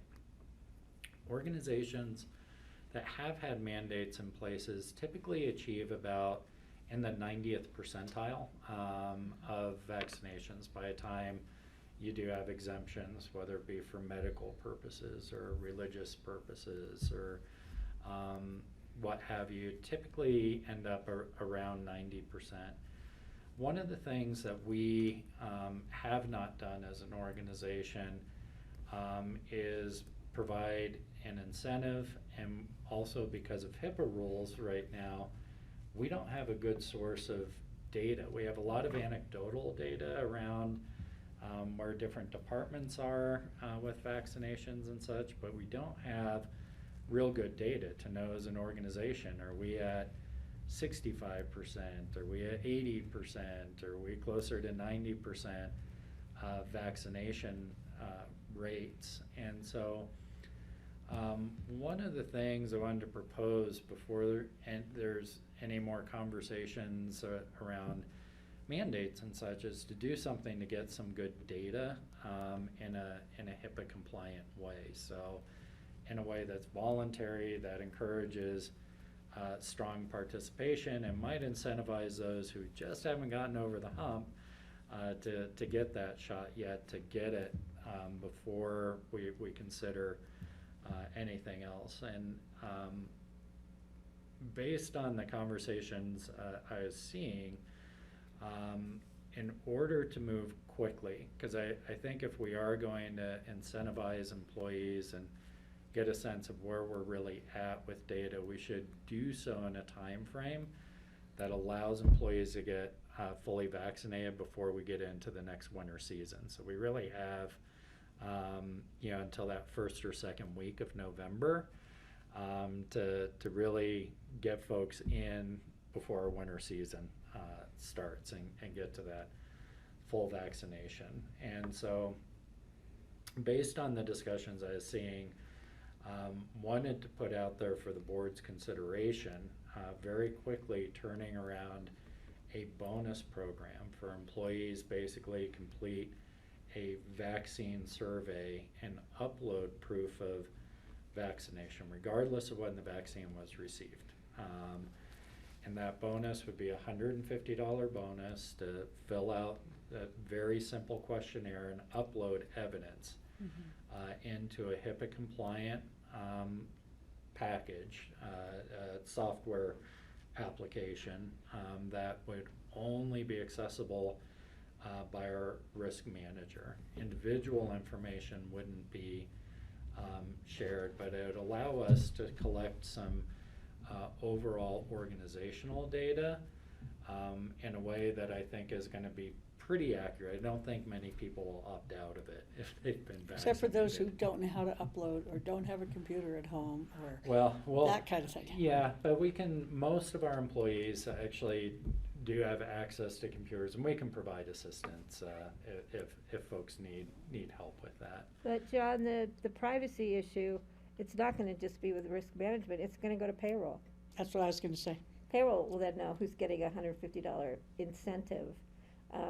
So it will be. And so by default, they'll know who didn't. Well, you'll know who chose did not. to. You'll know who did not submit. Yeah, and it's voluntary. If Yeah, you really don't want somebody to know one way or the other, you don't have to participate. But this will give us. We think we've got a high vaccination rate amongst our employees already. Anecdotally, as departments talk to me, if I were to make a bet, I'm guessing we're north of 80%. So I would rather go with that bet because I think we have a high percentage. I think we'll get some false data because people who choose not to go to the effort of filling it out, uploading stuff, who don't want anybody to know whether or not, I mean, everybody's gonna have their own issues. And so we call on, a spade a spade. Is it $150 to incentivize people to get a vaccine? Or is it $150 to incentivize them to tell us they've already had one? Are we? Well, I think the answer is yes. For both of those. Yeah. And I'm not I have an issue with paying people to get a vaccine. I'm just not comfortable with it. $500 at RAFTA. And I was definitely not comfortable with Or that. maybe 600. But Yeah, I'm and comfortable that is, with that. What's that? And You're so comfortable with it? I was getting some chatter or traffic around this, and I wanted the board to have an option that maybe didn't have some of the pitfalls that I think a mandate would have for us, but would allow us a good way to collect pretty good data, I think. But if the board is, not concerned, if we're, willing to rest on, we're confident we have a high vaccine rate, that's fine too. But I thought it was important for the board to have an option to chew on here. Okay, let's get some input. Francie, then Greg. Because I know we probably have got Thompson. I'd like to see them have the option of just bringing their card in and showing somebody on site. Honestly, I think that filling out a survey online is a little more threatening or risky for people than just say, if you just want to show your supervisor or something, that's fine too, and we'll mark you down and get you the $150, something like that. I really do believe that internet surveys can be off-putting for people, and I do think there are people who don't know how to navigate uploading and stuff. But you would support the program? I would. Greg? I'd support it. I think that the cost of people being sick is much higher than the $150 we'd be spending to incentivize. And I've been supporting incentives the whole time. I wish we'd all gone to incentives sooner, personally. So I do support this, and I think collecting the data is really valuable. Going forward, it's going to be useful. So yes, for me. Steve? I would support it too. I wouldn't need so much money. I would love to have an armband or a lapel, a big button or something that I could put on that says I have been vaccinated, that you could wear everywhere. Because you go in the grocery store and you see people not wearing masks, and I look at every one of them like wondering, has that person been vaccinated? How many 10-foot poles distance should I get away from that person? And I would be proud to wear something that says I have been vaccinated. And I would love to have every county employee be able to wear something like that in the building and feel just totally comfortable being around everybody else. Well, when I go to the grocery store and wear a mask, people look at me like I have not been vaccinated. Exactly. Because it says if you're vaccinated, you don't have to wear one, but if you haven't been vaccinated, so you get that cross. Plus, Steve, I don't think that the BOCC qualifies for a bonus, do we, John? You would under a program like this. Oh, well, then let's make it 500. I'm kidding. Well, I'll throw another, I would have liked to see the program extended to spouses too. We cover many of them on our health insurance, and getting to sort of Greg's point, if it's cheaper to incentivize somebody than to pay for their health coverage or their sick coverage. I wonder how many go that people would far. respond though without a bonus. Can we get this data without spending, $30,000? I just have a problem paying people to get it just doesn't sit right with me. I understand the goal and the need, but it just bothers me that we have to pay somebody money to do the right thing. I think it's like a tried and true approach. It's public health does this all over the world. They give away chocolate, like sugar beer, and oil beer. and flour for people to come and get their polio vaccine or bring their kids to get their polio vaccines. Like, I've seen it firsthand. It happens You know, it's not an untested method. So, all right, we're running over. We have a guest. Sorry. Do you have enough direction? Do Do you think, or none? Well, I think overall I'm seeing at least a slight majority of the board supporting it with some hesitations. Francie, I think we'll try and, we have to make sure we're complying with HIPAA rules for that data collection. So we'll try and make sure there's an avenue for those who need help with uploading. It may not be as simple as what you said, because And just keep in mind that it's not just the risk manager who's seeing that, it's payroll is gonna see everybody that's programmed in for the $150 bonus. Well, is there anybody who's been vaccinated who doesn't want people to know? It's the people who aren't vaccinated who I don't know want people someone to who know. won't let people who are vaccinated into their homes because they're sure that they're gonna get COVID from people who are vaccinated. And we're hopeful that this may be if someone's been on the knife's edge of whether to get that dose or not, that this may be that little nudge to, you know, if we can get an extra 5-10% of our population there, that's great. Could you put a thing in there that they could waive the $150, just provide the information? We can. I'll bet you nobody checks it though. Okay.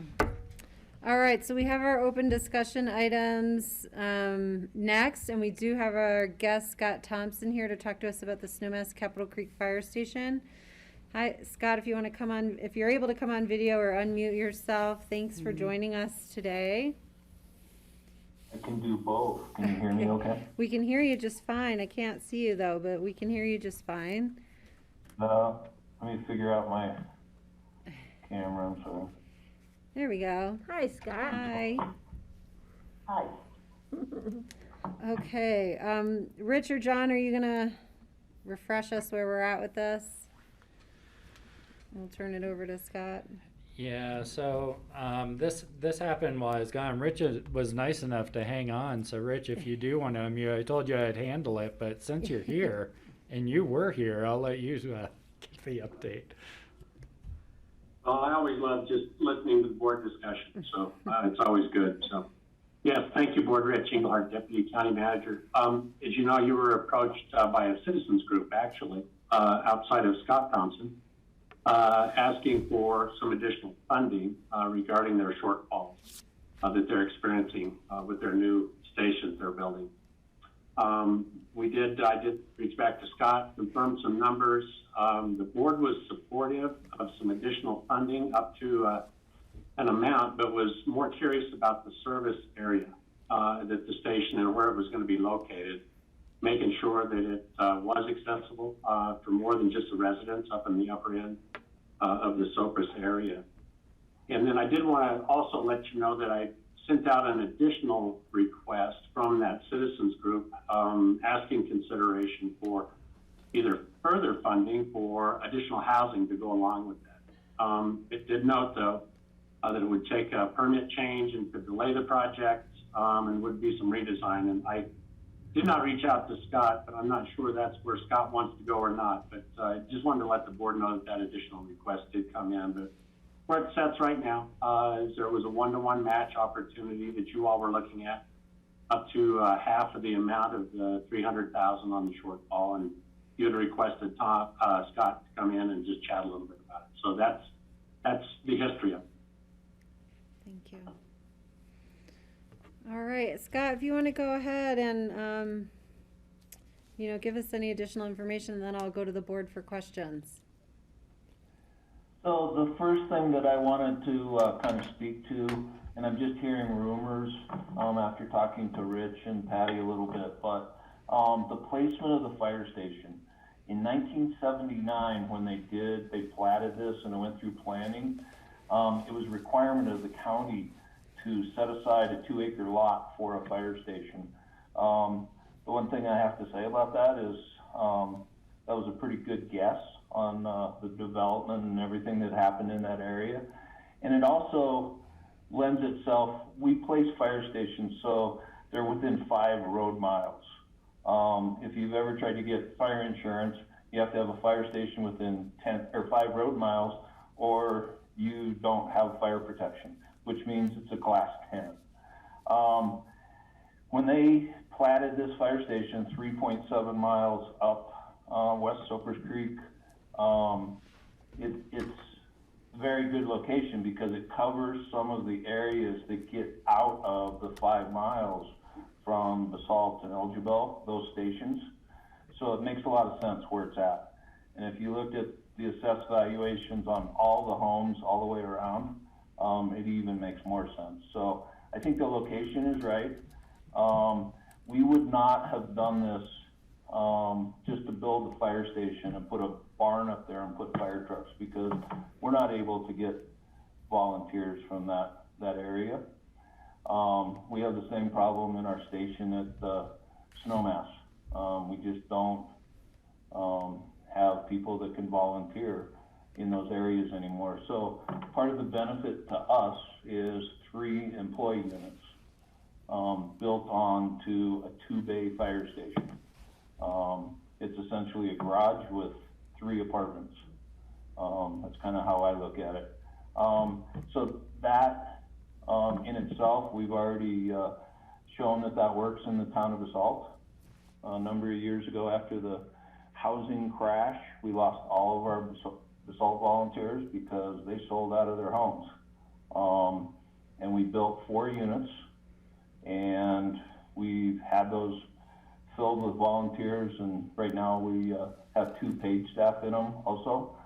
But when we do callbacks or we need extra help, those people are right there at the fire station. So it's a system that's been working, and we kind of modeled this new fire station after that. The unfortunate part is I've been at this project since 2007. We're finally getting to a place where I'm hoping today to sign the construction contract with the builder. We have a $975,000 grant from DOLA. They totally believed in this project. The homeowners are donating $900,000, and I'm hoping that they're going to come up with a little bit more because they've been tasked with that due to our overage. And then the other point was funding I was just going to make. I lost my train of thought. I'm sorry. But we're really close. I think the homeowners group have already collected right around $700,000, if I remember right. So they're close to hitting their $900,000 mark. I'm kind of in a pickle with DOLA because I've already asked for 2 extensions on this. We had our water well kind of went awry, so we needed to go someplace else for a water well, and unfortunately had to go to water court, so that delayed us. That's resolved now. Not to mention that it did cost us some more money, but I'm able to fund that through the fire district. I don't know what other questions you have, but fire at me. I love to hear them.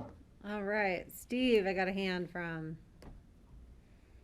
So Scott, I drove over from Prince Creek Road yesterday and down West Soapers Creek, and I kept hoping I would see a sign saying this is the site of the proposed fire station, and I didn't see such a sign. I was curious where exactly it is located.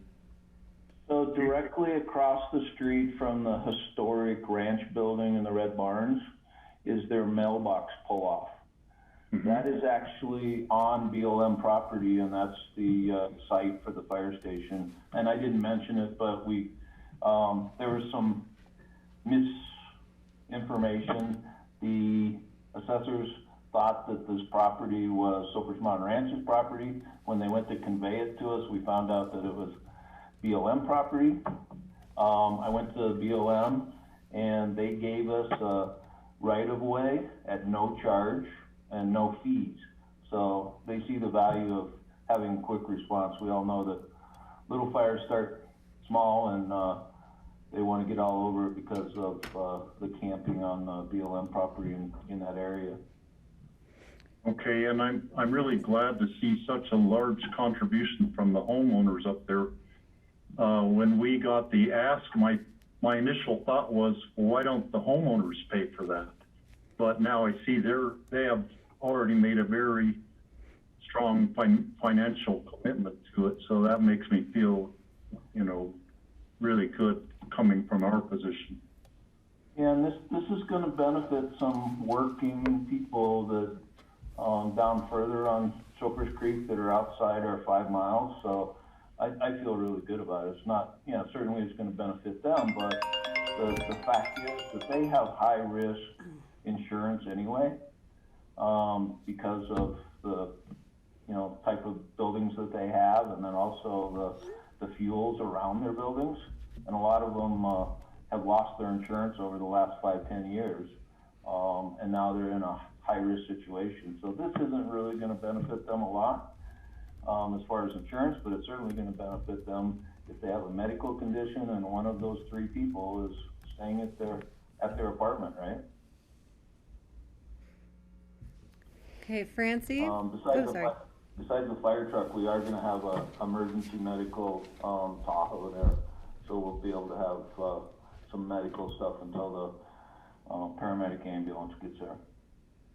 Yeah, and then in the lower part of West Cypress Creek, it's basically going through the canyon with a heavy brush load on both sides there, and that there is a fire up there. We're going to have an evacuation situation that could be tricky. Having a truck up there ready to start fighting the fire from the upper end could really be helpful. I don't know if any of you ever drove a big fire or any type of big vehicle up that canyon. Even in the summertime, it's unnerving because it's so narrow, but yeah. I think it'll be nice to have the fire truck up there so we can drive our pickup up there. Okay, Francie, then Greg. So, Scott, you're basically up at Cypress Mountain Ranch, like right near sort of like the guest house area. I can't picture the barn that you're talking about, sorry. So it's right behind the mailboxes. So it's on the hillside right behind the mailboxes. On the other side of the road? I'm sorry? On the other side of the road from the fields? Yes, it's across the road from the ranch. Okay. And so it's, so then would this fire truck then go up and over the crown and have access to like stuff up there, or? It's just limitations on how good the road is. It can certainly go up to the trailhead. It can certainly get up to Dinkle Lake. Okay. It's a very capable 4-wheel drive truck. We've already got it set aside through some of our apparatus purchases. I held on to this one and didn't sell it. Certainly not an old truck, but it's very well situated for the 4-wheel drive needs and also the wildland needs. That's awesome. In that area. That's great. And then also East Cypress Creek, it would go down to the bottom and cover all those buildings and then go partway up East Cypress Creek as well? Like, who are they covered by now, East Cypress Creek people?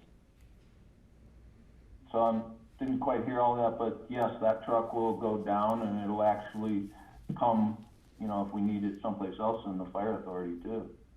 It's not going to just stay up there. I mean, does East Cypress Creek have its own fire department?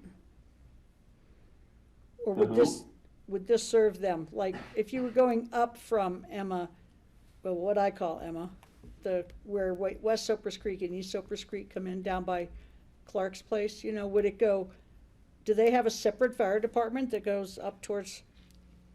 No, but they're covered by the 2 fire stations in Basalt and Elgeville. Okay. There's within that 5-mile road area, road miles. So they get the advantage of the insurance coverage, but no, we're going to send fire trucks from Basalt, Elgeville, and from this new station if we have a call someplace around that area. Okay. The Clarks, or what we call the T. Yeah, the Clarks, yeah. Perfect. Thank you so much. It looks great. Greg. I think that answered my question, Scott. Yeah, I was just looking at that hillside. How steep is that hillside behind the mailboxes? I'm just looking at the map right now. gonna take a lot of excavation to get it down and dug down. The good thing is, the ranch just above, they're already using, fill from their side, building a barn, and they're willing to take all of our soil, as long as it happens now, because they wanna put irrigation in the ground before the ground freezes. So they're willing to take all of our fill, so that's gonna save us trucking and costs of putting it in the landfill, which certainly none of us want it to go into the landfill. Great, yeah, great, thank you. That sounds like a good solution, and it looks like a good location. So we did drop it down a little bit and lowered the roof on it just because of ridgeline plane issues. So I'm, hoping it looks pretty good there.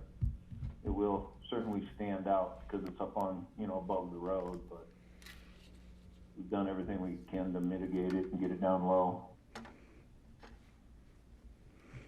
Okay, Patty? Yeah, I And just then I have a want question. to clarify, for me, it's just a matter of how we find this money. Not a matter of whether or not we find it, but where we find it, and let's get it done.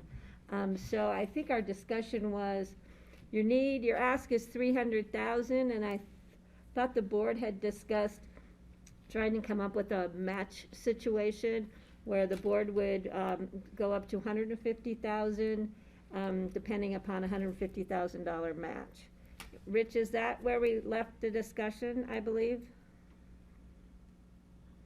Yes, Patty, that's right. That's the last recommendation from the board was a 1-to-1 match. I did talk to Connie, and again, her recommendation from a budget standpoint was to take it out of fund balance reserves that we have for this year and not do it as a 2022 budget. Okay. And Scott, would there be a problem for you finding a $150,000 match, do you think? So we can come up with a total of 300,000?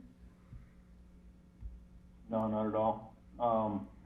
I think we've just received a private donation of 150,000 just Friday, so that could certainly be the match. I don't have a problem moving this Sounds forward. good. I have a couple questions. I guess I'm wondering, is this how you ordinarily, so I'll just say my question, is this how you ordinarily build fire stations, with a kind of collaborative throwdown to come up with the funds? And then regarding the employee housing units, what, are you sure, like, are you convinced you're gonna fill them with volunteer firefighters? What happens if they are sitting empty for, the inability to recruit volunteers up there? Is there a situation where we could partner in trying to fill those units? So there is a housing agreement that went through the county, and it sets that if we can't find employees, that it goes to other public safety people. It goes down the line. I can tell you that right now we have 13 employee units, and the last 2-bedroom that we advertised last week received 7 applications for those units. So we have 113 people in our fire authority. So I don't think there's going to be any problem filling these 3 units. What the board does, or our board, the fire board, is they rent them out at half the recognized amount that they would get for a unit, say, in downtown Basalt. So our Basalt units are going for $1,000 a month for a 2-bedroom, which is, a steal this day and age. Yeah. To answer your question on have we ever built a fire station like this? No. This is a public-private party program that I haven't been involved in. I know when we did the Thomasville Fire Station, we had some contractors that lived up there that helped us build it. So there was like in-kind matches, but nothing like this. And I can tell you that the priorities of the fire authority right now are, we're getting overrun in Elgibel, and we have a 20-year-old fire station. So the money in hand, we don't own the property that's in Elgeville, and that's the board's priority here. My board's priority right now, and so we're trying to facilitate that. If there's some overages, we can help cover those on this other station, but I certainly don't want to, nor does the Fire Authority Board, want to lose the money toward the Elgeville station, because you all see what's happening in Elgeville. We're looking at plans right now. There's going to be 400,000 square feet of vertical construction between now and the end of the winter. So we're being overrun. So I'm trying to prioritize these projects, and I can tell you that if the Fire Authority had the money, that station up there would be down the list a little bit. The unfortunate part is we'd lose out on those housing units that we need badly right now. Okay. So ordinarily, like, projects come out of your mill levy, and that's how you guys handle it? No, we just, we're gonna have to go to the voters pretty soon, but unfortunately, we're not a very rich fire authority or fire boards. If any of you, I know Steve lives in our district, but we're charging 8 mills total, and that's a steal for fire and ambulance. If you lived in the town of Eagle, you would pay 10 mills for fire and 10 mills for an ambulance. So we think we are doing a great job of combining the two districts and keeping the mill rates down. It's hurting us right now, but Gallagher and Tabor and everything else has pretty much been the impact so far. Yeah. There's no doubt in my mind that we're going to have to go for a mill rate increase in at least the salt district. Snowmass Village is actually in pretty good shape. Okay. Thanks. That answered my questions. Other questions for Scott? Greg?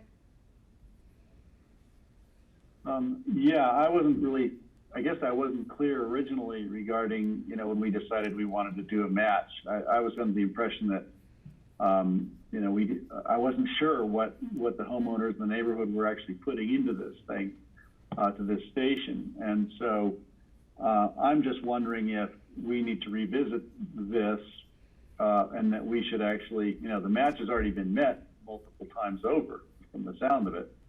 And I'm just wondering what kind of position does this put you in? I think you asked for 300, we offered 150, thinking that you would get the rest matched through your donors. Your donors have already come in at 700, as I understand it. So we're still back to looking for that 300. And can you just help me understand, would you, my question for myself and my board is, should we be matching at a level of 300,000 rather than 150,000? This is an important facility, and it serves a fairly wide area, and I just want to make sure that we're not being penny wise and pound foolish. Well, the shortfall, if we have $150,000 shortfall at the end of this year, will mean that I'm going to have to budget that money for next year out of our current operations. So, anything you can give, I don't like begging for money, and, the homeowners group kind of beat me to coming to you, because at one point I had talked to Phyllis and John about asking for the building permit fees to be waived, and I understand that doesn't happen, so I was going to get on the consent agenda and see if we could get a break from the $30,000 in permit fees. But I understand, that would come out of, the same pot of money. But like you said, if we get to 150,000, that's a huge help to getting us toward, a break-even budget for this thing. Okay, thanks, Scott. Rich? Yeah, just I think for clarification, Greg, and Scott, correct me if I'm wrong, but the residents had already come up with 900,000. The project was still 300,000 short, and so they were asking for the board said, well, hey, we'll do the 150 if there's a match, and it sounds to me like Scott just Friday ended up getting a $150,000 match, so it sounds like it's there if you all want to give the 150 that he's got what he needs to be able to move forward. I'm saying this jokingly, but since I have $700,000, maybe you guys can do that magic. I'll say I'm always reticent to go against Connie's recommendations because she's so intimately involved with our budget and our aspirations all around. So I would be hesitant to go above that. I think the 150,000 would be much appreciated, and I think it's the fire board that's trying to make this thing work. Of course, the homeowners want it, but you know, we're going to find the money. And if you give 150,000, we're going to find the other 150,000 because we really want these 3 employee units, and of course, the advantages they have in the fire station. Other thoughts? All right, thank you, Scott. I think we have direction. Oh, Steve, go ahead. So I'm good. I'm totally in on the 150,000. I think if you get to the end of the year, Scott, and you are still short, come back to us and we'll see what we can do.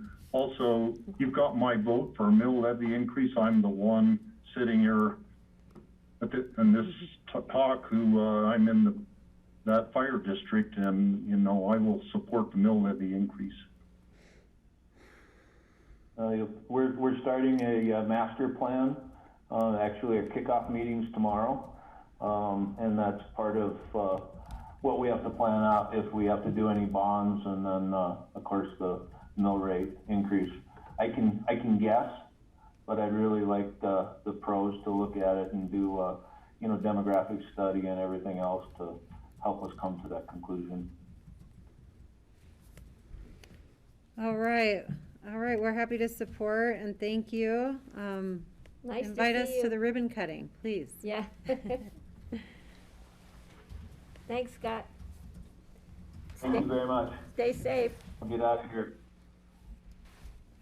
Okay, we are also gonna have an exec session after this, so let's check in if there's open discussion items. None from John, board members, Steve, then Greg. So through CCI, we need to designate a commissioner to be on the legislative committee, where the meeting's on October 8th on Friday. I think that it's me who we picked last January to fill that position. And I printed out the form today. It needs to be signed by you, Kelly, as board chair, and then sent in to Katie first. But I would just put it out there. I'd be glad to be the designated commissioner, and then Kelly, if you could be the alternate, just in case something happens and I couldn't be there. Happy Does that sound good to you? Yep. Sounds great. So I'll bring this in tomorrow. It's like the and we can fill it legislative out, session and that then, never ended. You could sign it, Kelly, and we could fax it into, or email it into Katie first. Yeah, that sounds good. Thanks, Steve. Greg. Yeah, hi. As I think everybody knows at this point, we're having a transition at CORE. Our executive director, Mona, is going to be stepping down or aside, and we've begun already a commission, a group within CORE transition committee to recruit an interim director and actually help us do some other work regarding board dynamics, structure of the organization, goal setting. It's actually a pretty comprehensive program, and we have an employment contract with the individual contractor we've asked to come on, and the transition committee asked me if I could have our county legal just review the documents, and I ran it by John Ely, and he said, certainly we could do it, but I need board direction from the BOCC in order to go forward. So I'd be asking our board to give direction to legal to look at the documents I've sent, so I can report back to CORE, our transition and committee regarding our recruitment and interim director for this process. And CORE is moving very rapidly in response to, I'm going to say, the demands upon us and upon that's been upon Mona and on the organization. So we're trying to move very quickly, but I don't think we're moving too quickly. So this is the next step, and it'd be nice to have some legal eyes on the couple documents that we've received. So that's the request. Can I get board direction for a review from our legal? Thanks. Sure. Patty? Do you have any idea how much time, and does our legal department have the time to do it quickly? Well, I've talked to John about it before. It doesn't sound like it's not a lot of time. My guess is it'll be less than half an hour, maybe 45 minutes at the most. I have a feeling he'll be able to. It's fairly standard, and it could be based on our own employment and contracts that HR gave me to use as guides to begin with. So I don't think there'll be any surprises.